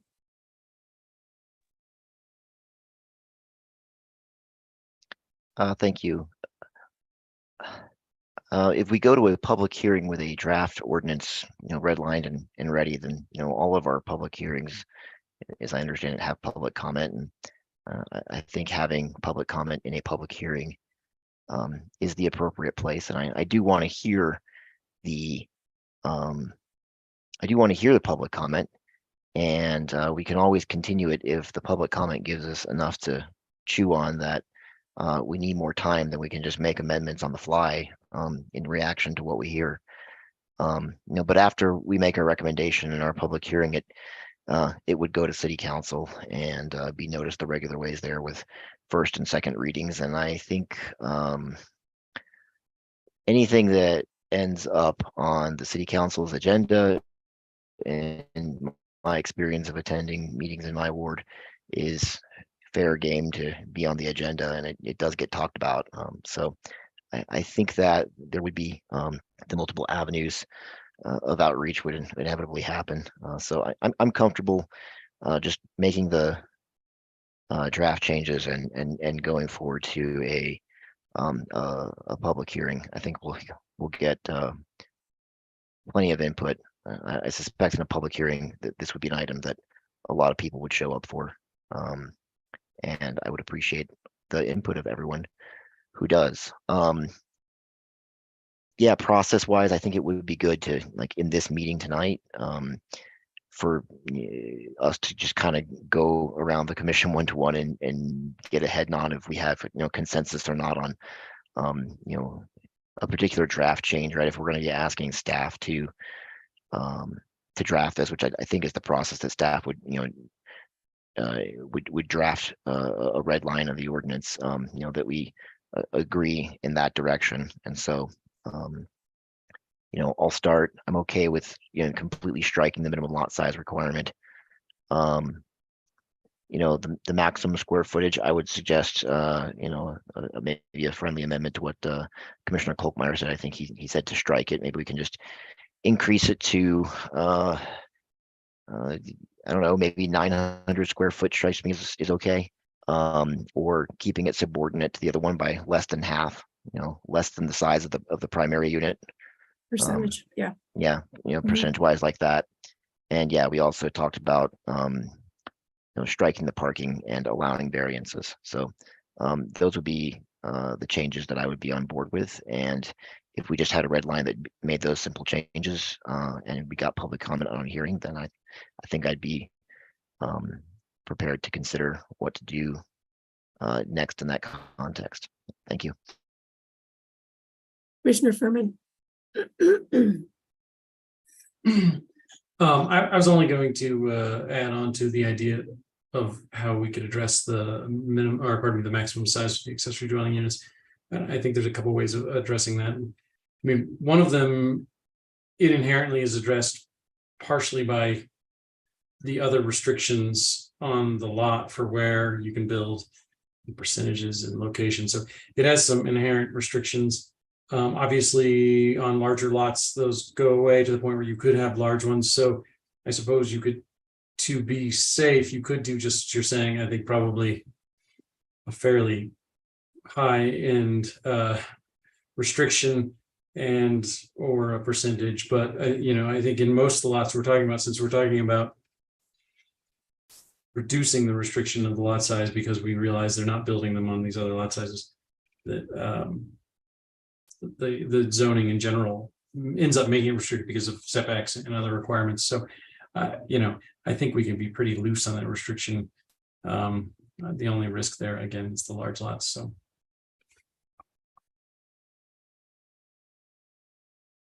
Thank you. Commissioner Peters. Yeah, I think that the setbacks and the height, I think those are important because people in adjacent properties, they don't want their views to be, blocked or sunlight to be blocked. I mean, I think we need to be really sensitive to the property rights of the surrounding owners. And I do think that having public input early on, I know I'm assuming that as we're drafting this, that there'll be an opportunity through Lakewood Speaks, but I do think that as we're putting the product together, hearing input from people, I don't think it's as simple as we're framing it. And I guess I do go back to the things that showed up in the housing study, that the smaller houses on smaller lots, that's a big priority. And I wonder, I guess I would like to know where we are with that. And maybe we can work on these concurrently, potentially, because I think those things, they're in high demand. They're what the survey shows is needed. And they're practical. They're going to make a bigger impact overall. And I think anything we do is going to have complications. And I don't think this is going to be as simple as it might seem to us here right now. So I guess my first question with that is to staff, where are we on the right sizing the lots, the things that are really going to get us the big bang for the buck in being able to meet the need for housing that that has been demonstrated. So I'm not sure I caught that from the July 12th meeting, the right size the lot. And so I have not looked into that particular issue at all. So, and what I think I'm hearing by that is we have high density zoning on small lots, and it's either prohibits new single family homes, or we want to change it so that the zoning actually reflects the lot size. One of the two is kind of the discussion that I heard tonight, but I have not looked into that issue at all. And how about the what's it, the R10 topic in particular? That topic, let's see, I gotta step back because it's been a little while. That was, we were gonna hold a meeting at the end of June where the commission was gonna get me a set of lists For upcoming items, we were going to hold a meeting before I left. I only got 2 commissioners to send me the material, so we didn't hold that meeting. So that discussion on the R1 X small lot zone district never happened. It was supposed to happen in June. It did happen in July. What? With Travis, we talked With with Travis and submitted all the questions to Travis and kind of eliminated some things and distilled So that. then I need to go back because I was looking at I think the summary, kind of skipping through topics there. So, okay. Sure. So I guess I would just strongly urge the commission to not prioritize this, but maybe to look at everything together. Maybe we work on these concurrently, and I think they're all going to need a lot of input. I'd rather consider that as we're baking it, not after it's baked, having that public input. But I really do want to focus on these things. I'm not saying no to this, but I'm saying let's move these forward together. I'd like a commitment to move it together, the things that are really going to get us the bigger bang for the buck. Thank you. Thank you. Commissioner Biblianis. Thank you. I've been kind of just looking through the code to find something I thought that was in there before, and I mentioned it previously, but now I'm not so confident in what I said. Do ADUs allow for a bedroom to be built within it? Or is there somewhere in the zoning code that says that a bedroom is not allowed to be part of an ADU? The summary sheet allows for 1 bedroom. Okay. Got it. And then I guess this just pertains to the maximum size of an ADU, and unlimited is maybe not appropriate if the intent is that it's a 1-bedroom residence.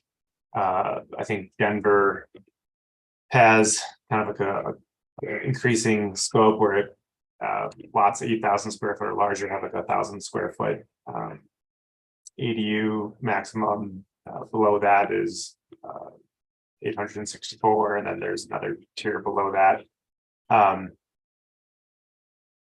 So I guess it makes sense to me to set a number that's not necessarily a percentage of building area or existing structure area or lot area or anything like that. Just a usable 1-bedroom footprint is probably around that or below that 1,000 square foot area. And then, okay, that addresses everything. Thank you. Thank you. Commissioner Buckley. Thank you. Just a point of information I found in the code, 17.4.3.1A, and then number 7 under that. An accessory dwelling unit shall not exceed 700 square feet of gross floor area and shall contain no more than 1 bedroom. So you can't have one. It's there in the code, not just on the summary sheet. And so, yeah, in the same exact sentence where it has that 700 square foot limit that we've talked about possibly modifying as well. So, yeah, I'll reiterate. I would support changing that sentence to say that it doesn't exceed the size of the primary unit to which it's accessory to, and contains no more than 1 bedroom. I think the 1 bedroom for what we're talking about is still an appropriate restriction. Yeah, as the general process, the agenda item is ADU, but I mean, I'm in full and deep support of the R1X zoning, and my understanding is that this is also going forward right now. Mr. Rice, if you're not fully up to date with everything we discussed in that July meeting, please do so, because I think we had consensus to have staff look at some text changes to the ordinance too, and also I thought I heard consensus to start looking at a map of the R1 X zoning changes to actually map some new areas to that zone based on the criteria we had consensus on, which was generally areas suitable for single family homes that are not developed right now. And we thought possibly maybe there would be some other areas too, but just wanted to see how that first draft map shook out and could talk about it more, at least as a starting point. So that was my recollection of last time. And I mean, I agree with all the comments that that's really important too. And I think if that's moving forward right now, though, my impression from the meeting in July is that it should be moving forward right now, and we're finding a way to move forward with this right now, then to me, we're moving forward with both of them. And, I'm not biased which one or the other reaches the finish line first. I do want to see both move forward, though. So I guess, first of all, do we need feedback from Lauren to determine if we can take questions at a study session, Mr. Rice? Yes, and I think she's Okay. going to tell you no. So if you want comment or feedback, I think you're going to have to do it at a regular meeting. And as one of the commissioners mentioned, we can continue the meeting a couple of times if need be. Yeah, so yeah, I guess my feeling is I don't see any harm in alerting wards through ward meetings that this is something that's going to be discussed and potentially and voted on by Planning Commission. I think doing a little more than posting it on Lakewood Speaks makes sense because it does affect the city as at large, not just a certain code requirement or a certain section or property. In addition to that, I just think it is a fatal mistake, not to be super dramatic, but I'm going to be dramatic. I think it's a fatal mistake to try to push this whole behemoth forward at once. Setting a new zoning, mapping it, looking at all of those pieces from all the different angles and acquiring all of the feedback from community members versus discussing some limitations that we could lift from ADUs that could address some of the rental, some rental issues, some housing. And I think that, yes, we want to see home ownership. Everyone desires that. People that want to buy, people that live in neighborhoods that do own, want ownership near them. That is not realistic for us to only focus on ownership and affordable ownership. I have a question about ADUs limiting to one bedroom. I can see limiting the bedrooms. One bedroom ensures that it will not be a family that's, using that space, ensures that it will not be, it makes it very attractive to become a short-term rental. Because it's one bedroom, you can squash in there for a week or a weekend or whatever, and they're raking in the dough. So, and I don't have any problem with people making money on their property either. That's fine with me. However, we have a housing crisis. So I think to hold it all up, to get it all moving forward simultaneously at once is a mistake. I do think it seems like there are a lot of questions and a lot of feedback that we're looking for to vote on it next meeting. I think we do need to discuss it a little more. It'd be nice to see a draft, figure out if we can take questions in a study session, or if we just hold a regular meeting, then determine if we could, if we can vote at that meeting, great. Maybe we move to continue the conversation. But it seems like a small piece. It's like small bites gets you forward instead of, we're not going to take a big bite out of the entire thing at once and get progress made. So that's my 2 cents and how I feel about what we're talking about here. Commissioner Kentner. Thank you. And thank you for your comments about public comment. I wanted to go back and mention, I know I announced it at Wards 3 and Ward 2 meetings. I'm pretty sure I forgot at my own Ward 1 meeting to announce that we were going to be talking about this. So, it is great that we all do that. And thank you for mentioning that. There really, Mr. Rice, I hope that, I was just a little concerned about your anticipating the answer from the lawyer. There's nothing in our rules or anybody's rules to prohibit taking public comment at a study session. And maybe we don't want to do it, but there's definitely nothing that would prohibit us from opening up public comment at a study session. So I just wanted to make that comment, and thank you, Commissioner O'Neill, for mentioning the, bringing it up at the ward meetings and all. Sure. Yeah. Thank you. Commissioner Kochmeyer. Thank you. Having public comment, as every commissioner has mentioned, is incredibly important. I think we're making too much of whether it happens at a study session or it happens at a hearing. The hearing is an appropriate time for the public to comment. And we can be as liberal in allowing time for that comment as we want. We can take as many hearings as we want to consider a draft, to make amendments, to sit on it for a few weeks while people have a chance. So I don't want us to, I would suggest we don't want to really get bogged down into an issue of whether it has to be a study session or not. The point is there needs to be robust opportunities for the public to give their opinions. And the second thing that I think is really important is to keep in mind how unimportant we are, which is we would just be making a recommendation. So if we actually get to a point where we say to the city council, we think you ought to make a change to this section of the zoning code, all that does is start the clock. Then they obviously have to agenda it. They will take public comment at city council meetings for non-agenda items, and people will be able to talk about it then. They will have to do a first and second reading. So I think that's important too, is to realize that this is not a final determination. It's simply a recommendation. Yeah, thank you. Good point. Yeah, I thank you for reminding us that we don't have to vote definitively at the end of a hearing. We can just vote to continue the conversation.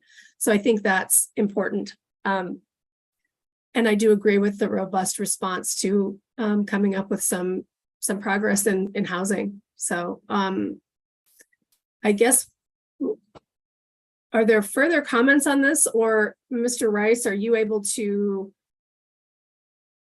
give some, because I think that what we're saying is the next meeting that we discuss this will be a regular meeting, and we'd like to be looking at a draft to just, would like it to be a public hearing. And what does that take for staff to get us there on a draft? Right, and I'll go back. So it's me, I'm staff, so that's who's doing this. I'm not going to be turn it around next week. I have another job. So and that's the question of what we're looking for. If we take Commissioner Kochmeyer's example, where we go into Article 4, whatever that section is, take those standards and modify the square footage, parking variances, I might have missed another one, and have a red line, that's relatively easy to do and send back to the commission. But one thing, and then I'm not really looking at the other sections. I haven't referenced. One of due diligence on my part, somebody eventually before this, we get a final version that the commission be drafting on. Somebody's actually got to go through the code and check to make sure that we've hit all the sections. I've got a good start in the 5 places, but I do have to look at everywhere else as well. So that's one thing. And then the other, I still haven't heard, I'll just use one example, consensus on lot size. It's a percentage. We could use the lot coverage to regulate lot size. I've heard 900 square feet, something at 1,000 or less, 1 bedroom or more than 1 bedroom. So I can put a draft together with, am I putting a draft with several variations that were discussed? How am I going to put that draft together? right? I think that's why I was thinking we need more conversation than just to move forward with the hearing, because do others have input on how to answer that? Because to me, a percentage of the primary homes square footage makes sense. If you have a 600 square foot home, you should not be building a 600 square foot or 1,500 square foot ADU. And if you have a 5,000 square foot home, you shouldn't be limited to a 700 square foot ADU. So I think it needs to be a percentage of at least the gross square footage of the home. And then I guess I don't have feedback on lot size. And I think that that's a little more complicated than tonight. I don't know. And I just want to step in because that question generates another question for me. So square footage of the home, are you going to include the basement? So you've got one level or two levels that are visible above the surface. So let's say each level is 2,000 square feet. So you got 2,400, throw in the basement, you've got 6,000 square feet. So how are you going to calculate that as well? So that's where I'm looking for some direction, because there's a lot of different ways to take percentages and lot coverages and maximum and minimum sizes.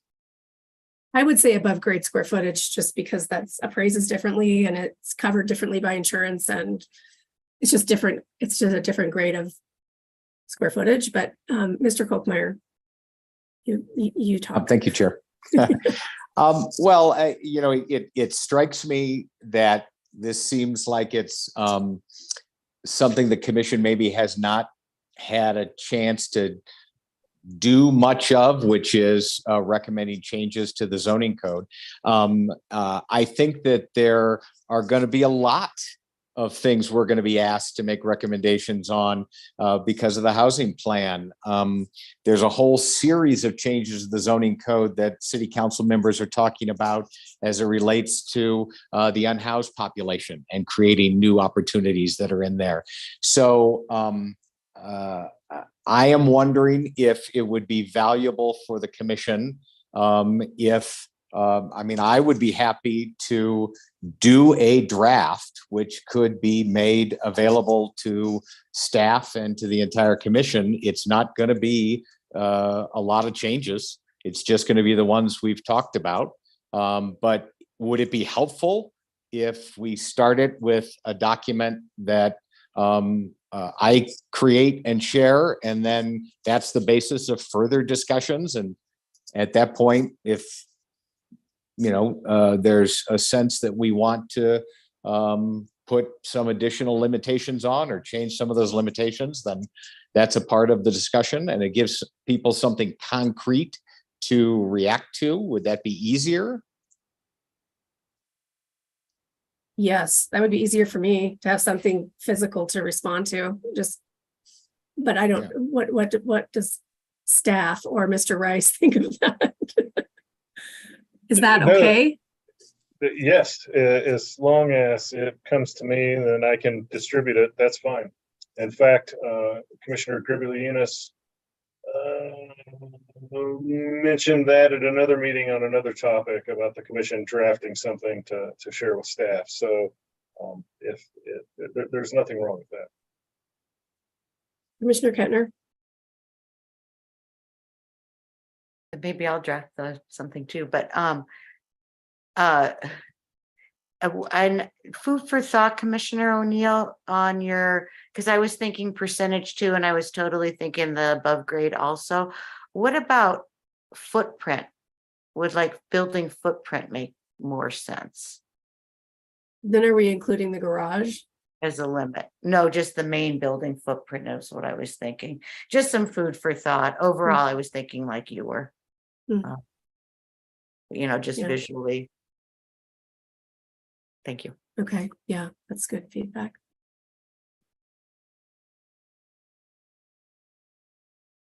So moving forward, Commissioner Kolkmeyer is going to create a draft, send that to Mr. Rice. Mr. Rice will distribute that, and that would give and Commissioner Kettner, if you're choosing to draft something as well, I guess.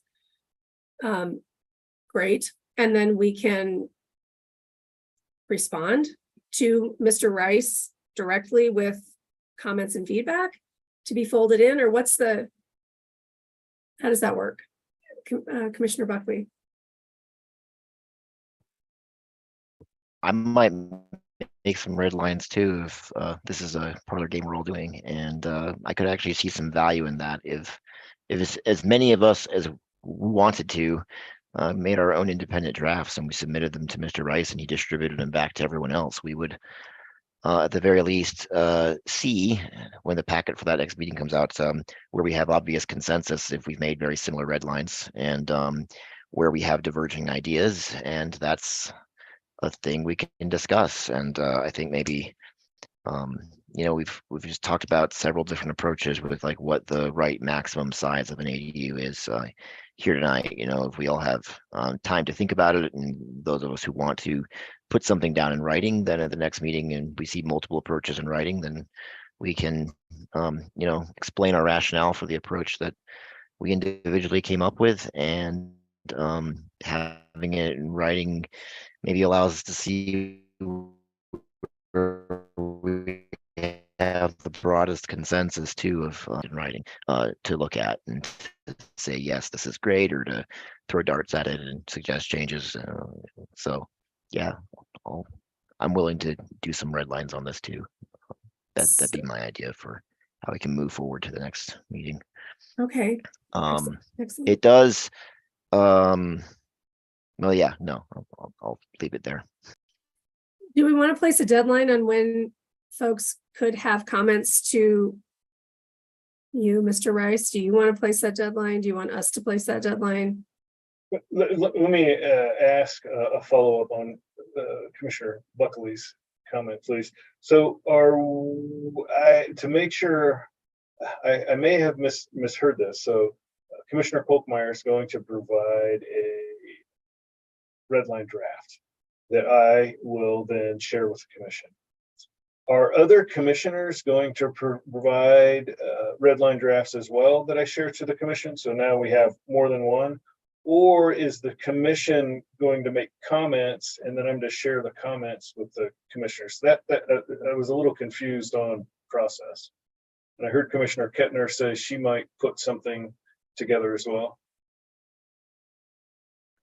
Commissioner Buckley? Thank you, Mr. Rice, for that question. Maybe before I answer it, let's take a step back and I'll verbalize some more thoughts I had about what is an allowable process within the context of the open meeting rules that we had, right? Like I think if there was a document that someone began and then we all suggested changes to it, like offline, not in the meeting, would that run afoul of the public meeting rules? I think it probably would, but I'm not really sure. Right. So, Yeah. So with that question, everything comes back to me and I can distribute or share. Right. Yeah, and so that's kind of why I was thinking if, because Commissioner Kettner said she might want to make some red lines too. Well, yeah, if we all make our own red lines, but they go through you and then they come back to us with all the multiplicity of differences of how we draft them, then that's something to talk about, at least that we can do in the public forum, which keeps us on the right side of the rules. That could be a lot of work for Mr. Rice is all I mean, versus Fair. Commissioner Kolkmeyer doing his version and everyone commenting, adding comment to that. Right. I don't know Public if- meeting. Yeah. I could make that work, but I'm not really going to do anything. So if I follow this through, Commissioner Kolkmeyer sends a set of red lines, and then all seven, Commissioner Kolkmeyer, I'm actually going to exclude you because you put the draft together. So the other 6 commissioners have red lines, and all 6 of them differ from the original version. So I'm not going to aggregate and so forth. When we come back to talk to this particular topic, whether it's study session or regular meeting, am I going to share, will the packet include 6 versions of the draft? That I then post on Lakewood Speaks so that everybody sees 6 versions of the draft to consider, that we then come back into a meeting, whether it's in person or here to discuss it. That doesn't seem like a good process to me, but that's what I'm kind of hearing right now. That sounds terrible to me, but what do the two commissioners with their hands raised say? Yeah, no, that's fair. I can understand maybe something. I'm just trying to brainstorm the Yeah. process on the fly. So I'll listen to other Of ideas course, too. yeah. I'm not married to anything yet. Commissioner Kochmeyer, do you have suggestions? Yeah, thank you, Chair. This is simply was intended to find an easier way forward. My original suggestion was that we agenda this subject specifically referencing 17.431A, that's accessory dwelling units, and say we're going to take public comment. We are going to discuss in a public hearing, and we, if we're ready, because there's so much consensus, we can vote right then that we direct staff to draft a resolution that makes the following specific word changes. So staff doesn't have to do any work in advance of that. And we would do that all in a public forum. That was my original thought. And there seemed like there was some question about, no, we want to do that in a study session or something. So that was why I threw out another idea, which is let one of us, and it could be any one of us, prepare a draft. And then that's the draft that in a public hearing, we work off of and we take comment on. It probably doesn't make sense for everyone to draft their own. We ought to just have that discussion. And if we need to take votes in the hearing, then we take votes. So I am open to either one of those, but I don't know that it makes sense for us to have a bunch of competing drafts. Maybe we just notice this section, we make it clear that people can comment on it, and then we go through. And again, I don't think we're talking about a lot of changes. And then at the end of that meeting, maybe we make a motion to approve the following 5 changes to that section and refer that to City Council. Or we're not there and we continue it to further discussions. Whatever, the commission feels is the most logical way to go forward, but I think those are 2 options. Thank you. Commissioner Kettner? I'm good with that, except that I would request that we don't notice that specific section as what we're talking about. I would suggest that we notice the requests for council action. That way, if another section comes up, we're not limited and limiting ourselves in being too specific in that meeting notice. Can I ask what the purpose would be to not limit that, Commissioner Kettner? Because there might be other things, and what I am going to bring up is an extremely simple change in another section that we've talked about that I think will be just as easy and maybe even give us what we want.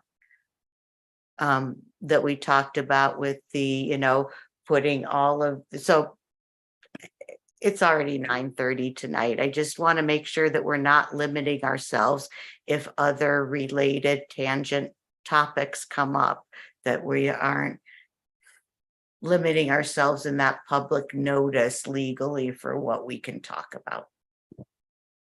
Gotcha. Okay, Mr. Rice. Sorry, I had multiple windows and I couldn't find my raise hand feature. So I like that process, the process that was kind of described, both Commissioner Kochmeyer and Kettner's comments. With that draft, do we want to go directly to public hearing, or do you want to take the draft to a study session that's a little more open? You want to take it directly to a hearing? I think so. Okay. I think that it's more transparent. I think that it's less work for everyone. Okay. I think a draft beforehand maybe isn't, I guess I'm going to disagree with Commissioner Kettner respectfully in that I think that it's important that we don't get off on tangents and that we stay focused on the one section and then talk about, can that other piece that you're describing come up in general business and be just another hearing? Because to me, if we're talking about these elements that affect everyone that owns property or dirt or whatever, there should be ample public notice. There should be ample opportunity for comment. And though I think it's important to be robust and thoughtful, I also don't think that it's important to rush it. I think that we run into situations in these meetings where they become very tangential in every direction. And I think we want to try to avoid that and stay focused on, we're talking only about ADUs in this specific hearing. We want to hear what people think of the changes that we're talking about. Maybe it doesn't even get voted on. Maybe it continues the conversation. Maybe in general business, you bring that up and it becomes part of the conversation, but I do want to keep it focused. Let me ask Mr. Rice though this, what if like parking came up and parking standards are another section? This is sort of the stuff when I say tangent that I didn't want to limit us to that one section. And thank you. That's a Does that more good make question. sense then? It does, and I wanted to get back to that point. If we do this with like special use, right? So when we notice it's for a specific project, specific address, and there's a code citation, commissioner, if a commissioner wants to make an amendment or add something or make a recommendation, you could add other amendments too. So we notice 17431A, and then we want to cite, you're putting me on the spot here, 1751, right? You could make an amendment to add a change or something to another section. So I don't think the noticing that specific section limits the commission's ability to change other parts of the code that are related to the item. Yeah, thank you. That's Perfect. what I was trying to get at. Right. Awesome. So I don't know that is necessarily something to be concerned about. So overall, we could reference the section that is the meat of what we want to talk about. And if there are parking or something else that comes up in relation to that, we can discuss that and make recommendation there as well. That's what you're saying, correct? Mr. Rice. Okay. Right.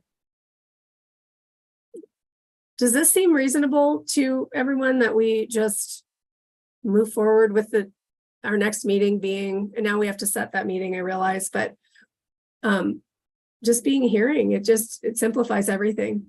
I think that makes sense to me. Doesn't mean we're voting on it. It could mean we're voting on it.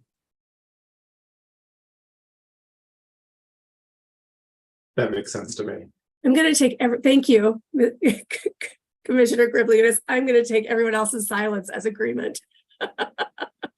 Yeah, it does make sense to me. And so we're, just to clarify too, we're sticking with the procedure that Commissioner Kolkmeyer, since he volunteered, is going to draft a red line, and that will be our working document for this next hearing, and we can make motions, amendments off of that, et cetera. Is that what I'm hearing?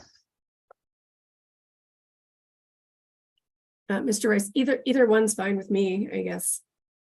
Just an open discussion or a draft before it. I don't think it matters, in my opinion. Mr. Rice. Okay, so logistics. So we're going to have a draft that we're going to take to a public hearing, right? So we pick a date and we have the draft. Typically, the commission has provided a staff report that comes from planning staff. Do you want a staff report? Who's going to draft it and what's it going to say? If it would, I am not real comfortable putting together a staff report for the commission that is kind of not generated by staff. So do you want to, is there going to be no, how is the packet going to look on Lakewood Speaks as it's presented to the public? That's why, to me, it seems to make more sense to just cite the section we want to discuss rather than cite a draft that one of the commissioners has produced. And then it's a discussion, it's a hearing. And then a draft by staff eventually would have to come on the back end of the conversation, I think. And maybe it would be, maybe there would be amendments at that point. I don't know. Is that allowed, what I'm saying? You can do amendments, which is what we were just talking to Commissioner Kettner's point. I'm just thinking,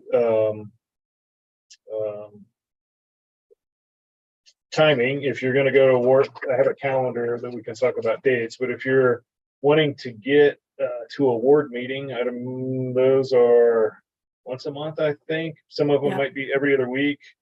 So there's that to consider. Some at the beginning of the month, some are the end of the month. So there's one thing if you want to announce something at the ward meeting. The second thing is when the public pulls something up and they're looking at a draft, there should be some type of summary directing them what they're looking at. And I could take a stab at something quickly. Would that come from you, Commissioner O'Neill? Like if I were to title it, it would say staff through Chair O'Neill and instead of Travis. I think is how things go through. I think it's the planner through me on most of the staff reports. And then it essentially says per council, and we don't have to do this. I'm just thinking with staff report. Council directed on this particular date, planning commission address. I'm not going to include everything, accessory dwelling units. Attached, you'll find a draft based on commission discussion from, and I could cite a couple of meetings, whatever the one is in June, the one in July, tonight's, and something else, and then you have a draft. And it's a pretty basic staff report, but it does document commission discussion. And then if I'm public new to this and haven't watched any of these meetings, I can go back and look for something if I want, or at least I see a synopsis of how this topic got on the agenda. Well, and if I think that sounds fine to do it that way. I don't know if others have feedback that's different. Please say so if you do. And can't we just cite the section? And I mean, it's very easy to Google it and pull it up, the section that we're talking about. Right, when we can cite that section. That's not it. Or do you want some description before you get to the citation section? Does Commissioner Kolkmeyer have feedback on that? I don't. I do. And again, Mr. Rice, this was absolutely not intended to create additional work for staff. I guess I'm curious how it is that the Plan Commission over many, many years has ever suggested a change to the zoning code. I assume that's got to be something that a draft is created. It is discussed in the public and we get comments and then we vote on it, including potential amendments.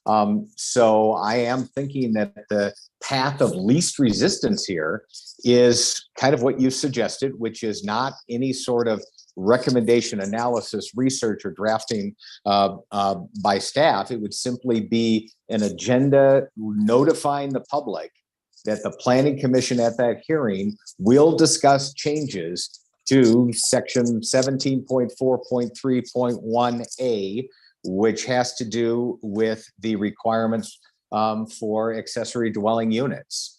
And hopefully from that process, we're able to give you very, very direct recommendations. It would be in the form of a motion to approve the following changes to that section. And that motion may fail or it may be amended and pass, but I did not envision, and I do not envision any additional work from staff's perspective on that. Does that work or? I'm fine. If you want me to create an agenda and post it, I'm fine doing that as well. I was asking the commission if they wanted something else. So I right now, unless there's some other commission discussion, I'll just have the agenda item. I may ask commission if they want to look at the language, how it's on the agenda item, but other than that, I won't prepare a summary. That sounds good. And could we look at October, early October? We could. For a and date? That's, yes. And I'm glad you mentioned that and not something. So the critical date, so then we need to kind of work backwards. So when we send something to you, so we have October 4th and October 18th as regular meetings. Does anyone have a conflict? Commissioner Kettner, I know there's, I think it's in September. There's a holiday that we. Thank you. None of them are on Wednesdays this fall. Awesome, thank you. So October 4th and October 18th. And we have a little flex in these next two dates. Technically, we have a packet prepared on September 6th for the October 4th meeting. It's about a month ahead of time. And then September 20th for the October 18th meeting. That means the applicant has all their materials submitted and so forth, and then it gives staff some review time. Technically, if the commission is putting things together, and I think we could look at for October 4th. Okay, here, let me come back. These are the publication request, because we'll have to, so when we notice this, there will be no mailing. There will be published in the paper of record. It'll go to Liquid Speaks, and then I actually physically post it several places in City Hall. So the publication request is sent to the clerk's office so that they can get it in to do that, and that is critical to holding a date. So for October 4th, that date is September 15th. And I would like a packet prior to that. I got to get my phone so I can see a calendar.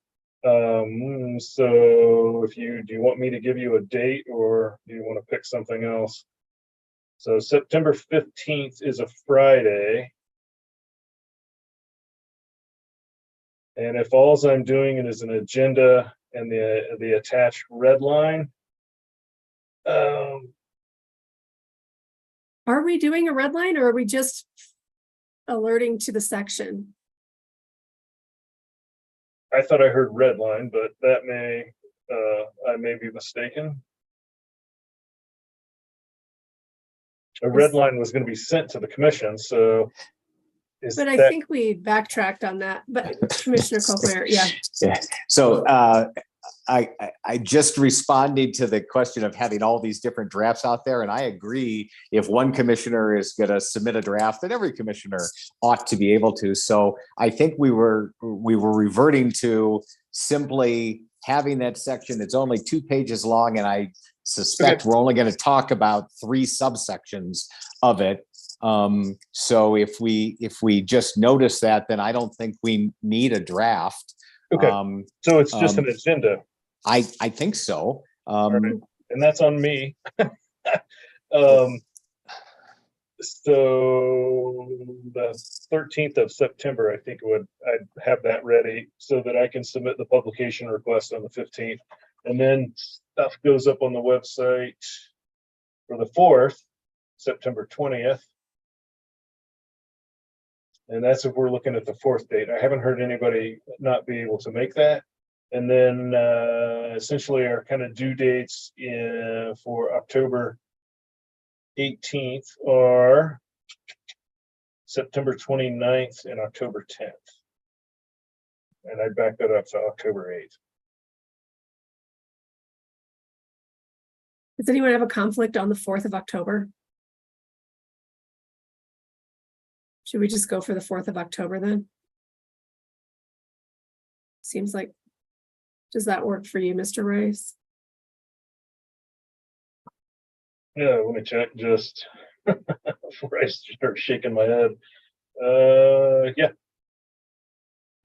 Do we have any meetings scheduled between now and then? that I think we can talk about now, or we can talk under general business, but nothing calendar.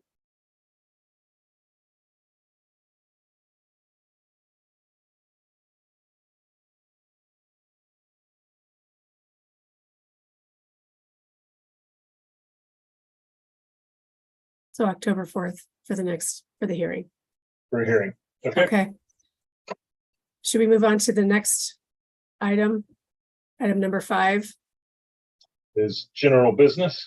It's next study session, date and topics for discussion. I don't know that. Do we want to talk about that this evening, or do we want to move on to general business? We can discuss that at the next meeting unless people have things. Commissioner Buckley. Yeah, I just want to confirm. I guess I just heard we had nothing on the calendar in September. Based on an email we got a few weeks ago, I thought we had a study session on the 13th and 27th of September. Is that correct, Mr. Rice? That was for discussion. I had listed the topics that the commission had wanted to talk about. I had mentioned later in the meeting that the commission had asked for these 2 additional points of discussion, and I made a suggestion. I didn't actually calendar anything. Okay. I agree with both those suggestions. I took the email to mean that we were having meetings on those dates, so I already put it on my calendar. But yeah, so what I put down on my calendar is on September 13th. There'd be a study session where we talk about an overview of the development review process and methods to potentially expedite review of affordable housing projects. And on the 27th, a possible discussion with developers to discuss affordable housing incentives. So I'm in favor of both those study sessions on both those dates. I'll listen to what everyone else wants.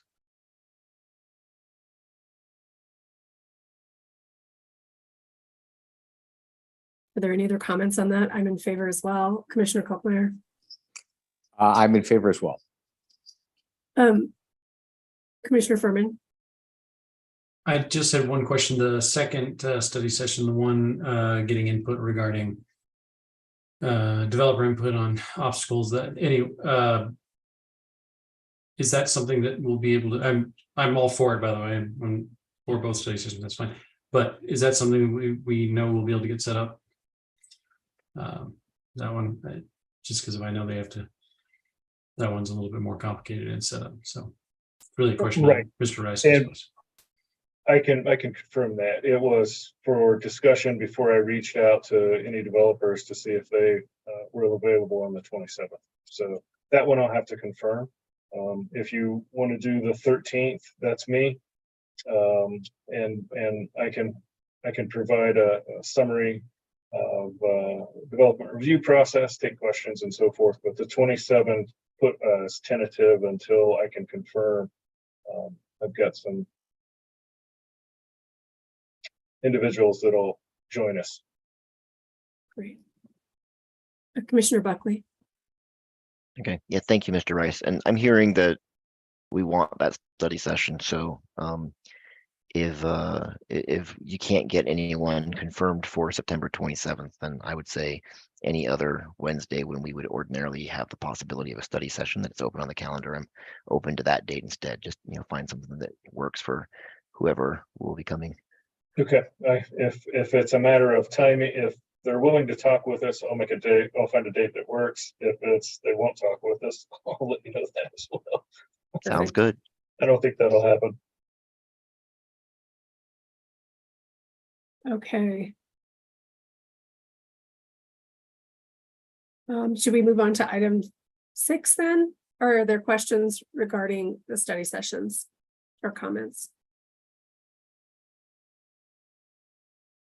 And item 6 is just general business.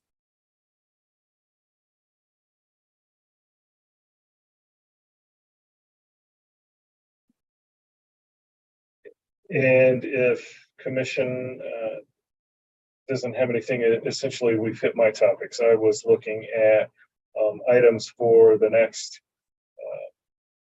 what date the next meeting might be, what the topic is, and so forth. So actually I have 3. So I don't have, let me, was gonna ask, kind of, we got started right away. I don't know that has everybody met new Commissioner Kit Kolkmeyer? If you haven't, he's on my screen at the upper left-hand corner here. So I just want to introduce, and he walked me through a little bit of why the appointment process took so long and so forth. So welcome to Mr.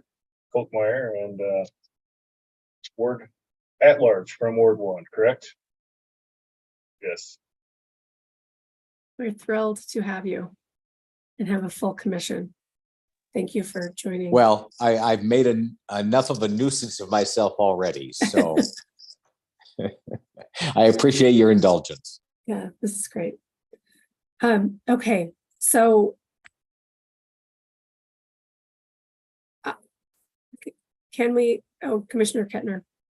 So are we just gonna I mean, we had come up with all of those ideas about affordable ownership and inclusionary zoning. Are we gonna calendar? Is anybody interested in calendaring those things? I think we just calendared study sessions for both of those, didn't we?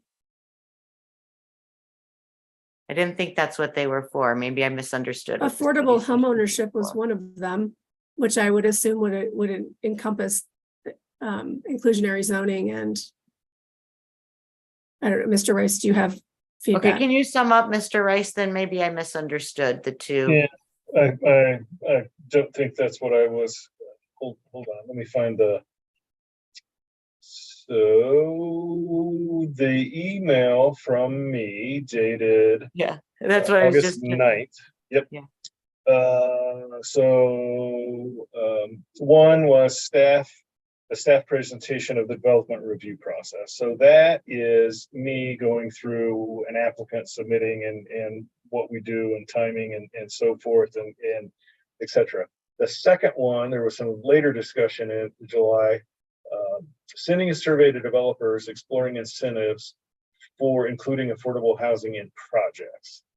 And my comment, so that was the request. Sending a survey is something a little different and would, I'm not sure actually that I could do that for you. I know Roger's group could roll survey questions into the comprehensive planning process. So my alternative suggestion was we could look at a study session in September, or I could ask a couple of developers to come in and join us and talk about affordable, why they're not building affordable housing, what incentives might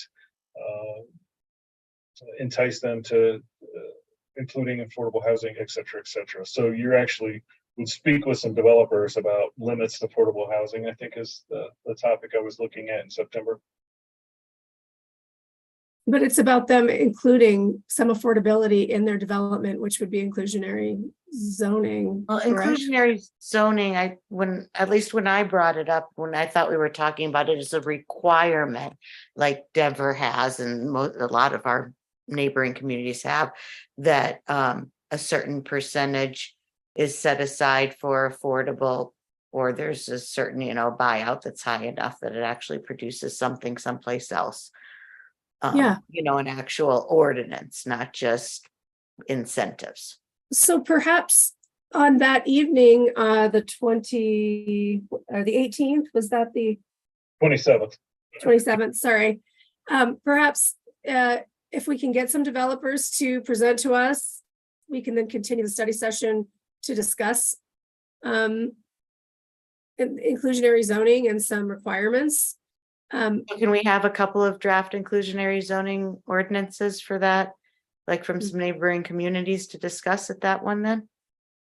I'll see what I can get. I think so. I know. Well, I think we already had a copy of Denver's. Yeah.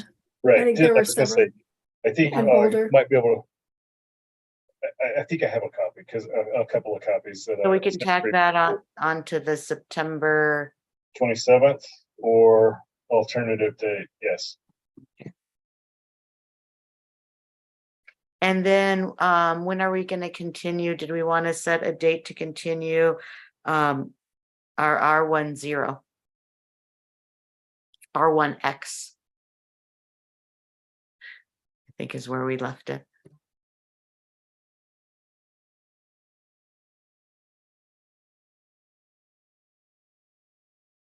Is that a question for Mr. Rice or for commission? Yes. For me? Well, for both.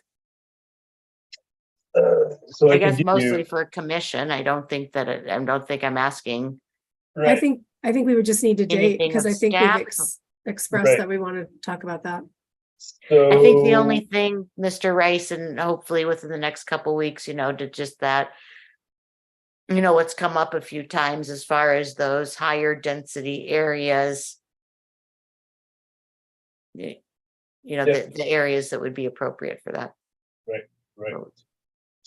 So the next study session dates, if we are successful with the two items we're talking in September, October 11th and October 25th. And that would be R1X.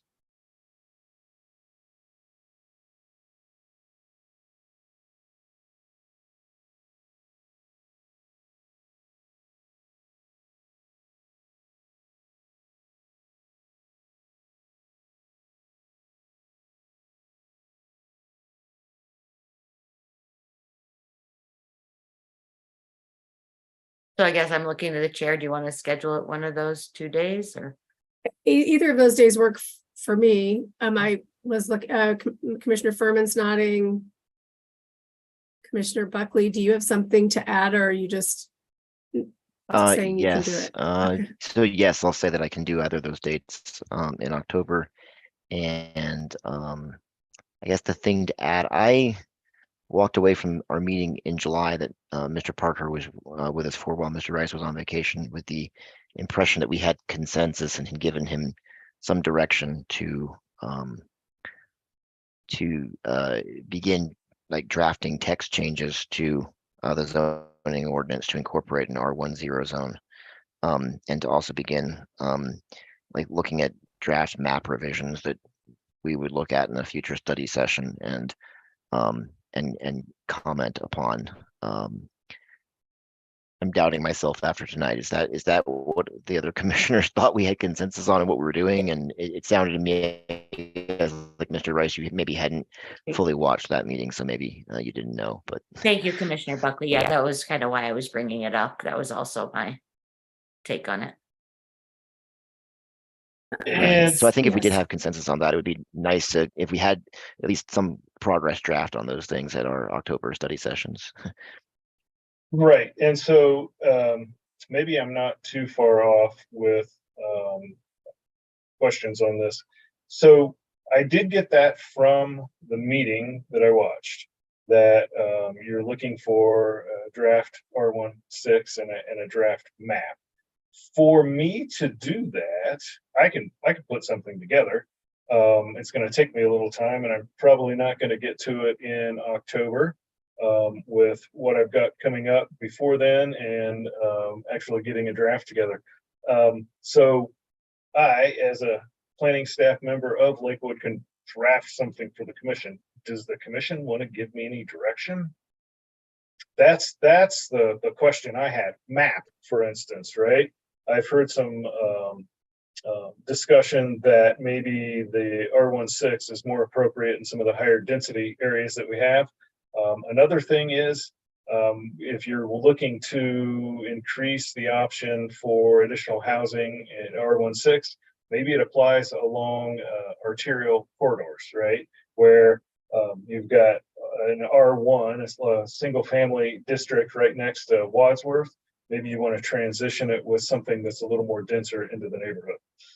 If the commission doesn't like that, I don't want to put a map together with that suggestion. So for me to put together a draft ordinance and a draft map, I need some direction from the commission, or I'm doing a lot of work and you're not gonna like it. So that was my comment. It's not that I didn't watch the meeting, I didn't get clear direction. Well, I did get direction. I don't have direction from the commission, what you want me to draft and what you want me to map. Because I can give you another example for the map. Do you then look at single family zone district? I just used roadway because it was easier. You have a lot of areas where you've got single family zone districts that either abuts a multifamily district or a commercial district. That would be an area where you could transition into a more dense, but a single family product. Now, whether that line moves into the residential district or into the commercial multifamily district, there might be some debate among the commission as well. So I'm not real comfortable putting together either of those requests without direction from the commission. Commissioner If Furman. all- Oh, sorry. No, I just wanted to jump in and because I will be honest in saying that I remember details of what other people said. And I remember what I said in that meeting.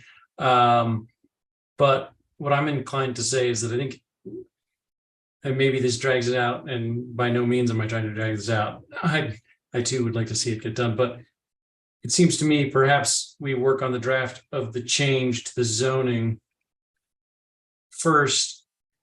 Once we understand where we find agreement on the change to the zoning, it is easier to discuss the map, I think.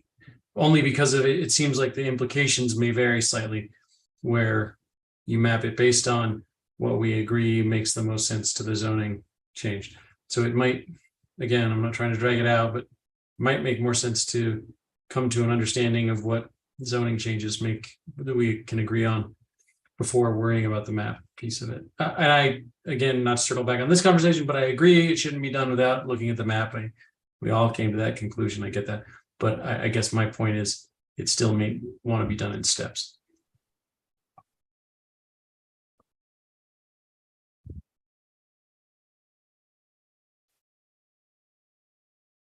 Commissioner Buckley. Yeah, I find Commissioner Furman's suggestion agreeable. Yeah, Mr. Rice, I understand and respect that the task is a bit overwhelming and nebulous, unless maybe we give you some more step-by-step instructions. I don't think we're all going to do that right now under this general business item. So it may be more things for us to chew on. So I will say, yeah, maybe the thing to prepare for the next study session we could target for October on this topic is just draft changes to the ordinance. And so to that regard, I don't think that was maybe it is more complicated than making it out to be, but I thought we had consensus the last meeting that we would go with an R10. And so it would be adding language to all the places in the zoning code where you describe what the zone districts are that exist. You add one that, you know, it's intended to be used for single family homes. It's got a minimum lot size of 0 square feet, all the dimensional tables, updating that in a way that's, the no minimum lot size, but otherwise generally consistent with, things like setbacks and building heights for single family homes within that district. And just like seeing a basic red line change of like what needs to change in the zoning ordinance to just create a zone district that's as similar as possible to single family zones we have, but with no minimum lot size. And I think also the other thing we had consensus on was making it clear that also that within that we could allow specifically products like cottage homes, right, where it may actually be multiple homes on a lot or not, depending on how the developer wants to structure it. But that was my recollection there. And so if I need to, yeah, I can give you my opinion right now that should be the direction from the commission, that you draft something like that for our next meeting. Is that clear enough for you?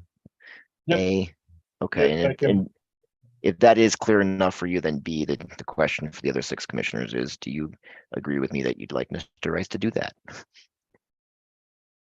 Yeah, I do. I think that was, yeah, that's kind of where we left it at that July meeting. And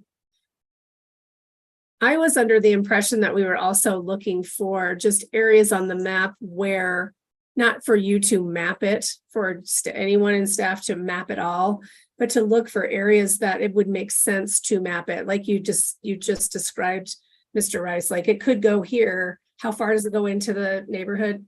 That's, who knows, but like, just like a benchmark of like, this Kind of is a what it would bubble. look like. Yeah, like this is where it could go and this is why we would choose it. And Right. then mapping it, you know, for the future is, yeah, a much bigger job. I think everyone agrees with that.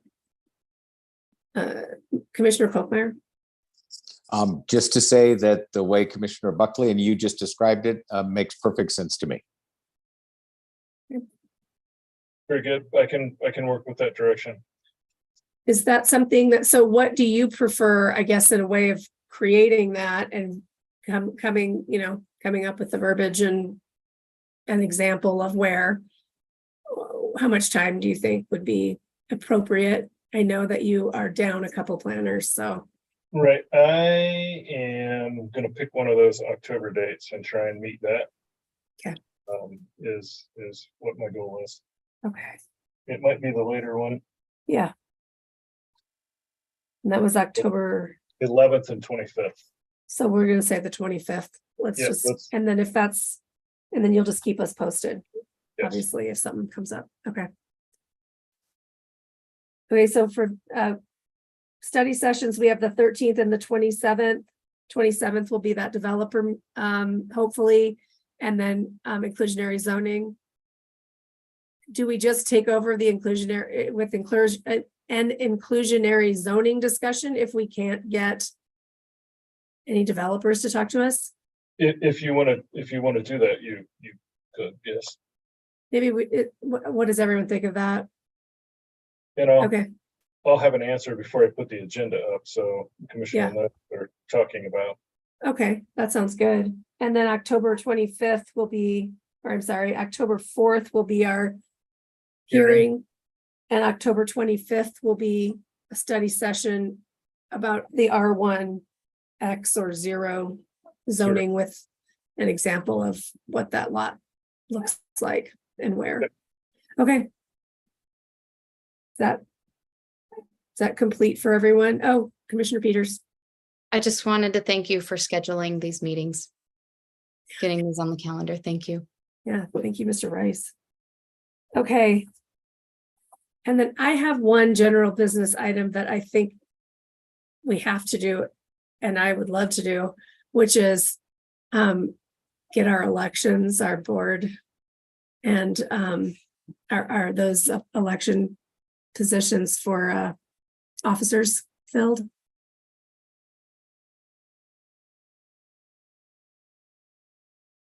Commissioner Peters. Are you going to continue to be our chair? I sincerely hope you will. Thank you. I have other ideas. Okay. Thank you, though. And if you want, that could be the first agenda item for October 4th. Okay. And, or it could be the end agenda item if you don't want to switch chairs at the beginning of the meeting. Oh. We could hold the meeting, go to the end, and then have the elections after. So I don't know, because you're going to be in person, and if we are in person, or there could be somebody virtual, if you're in person, you're physically going to move your seat. Right. Didn't we discuss this before, Paul, when we thought that we were going to have our commissioner seated earlier and it would just be cleaner to do it at the end? Yes, I think we did that with Commissioner Cohen. Okay. I mean, I'm fine with that if everyone else is fine with that. October 4th, last agenda item, election of officers. Yep. Okay. Or second to last agenda item, the last one will be adjournment. Okay, right. Commissioner Buckley. Just to note too, I think we're behind on our regular meetings and approving minutes. I think we've put that off at the last few Yep. meetings. So we probably have a lot of minutes to approve too for that Well, agenda. I'll look and see what I know that was on there. I know we had at least one set of minutes to approve, if not more. Yeah, probably June and Thanks. July. Yeah, that's a good point, Commissioner. Well, you won't get them for June and July because I think they were both study sessions. So meeting minutes are Oh. particular. So I'll look into Okay. that. Oh, great. Okay. Okay. Any other general business items that any commissioners would like to bring up now? Okay, moving on to item number 7. Adjournment at 10:17. Thank you, everybody. Good night. Thank you. Bye.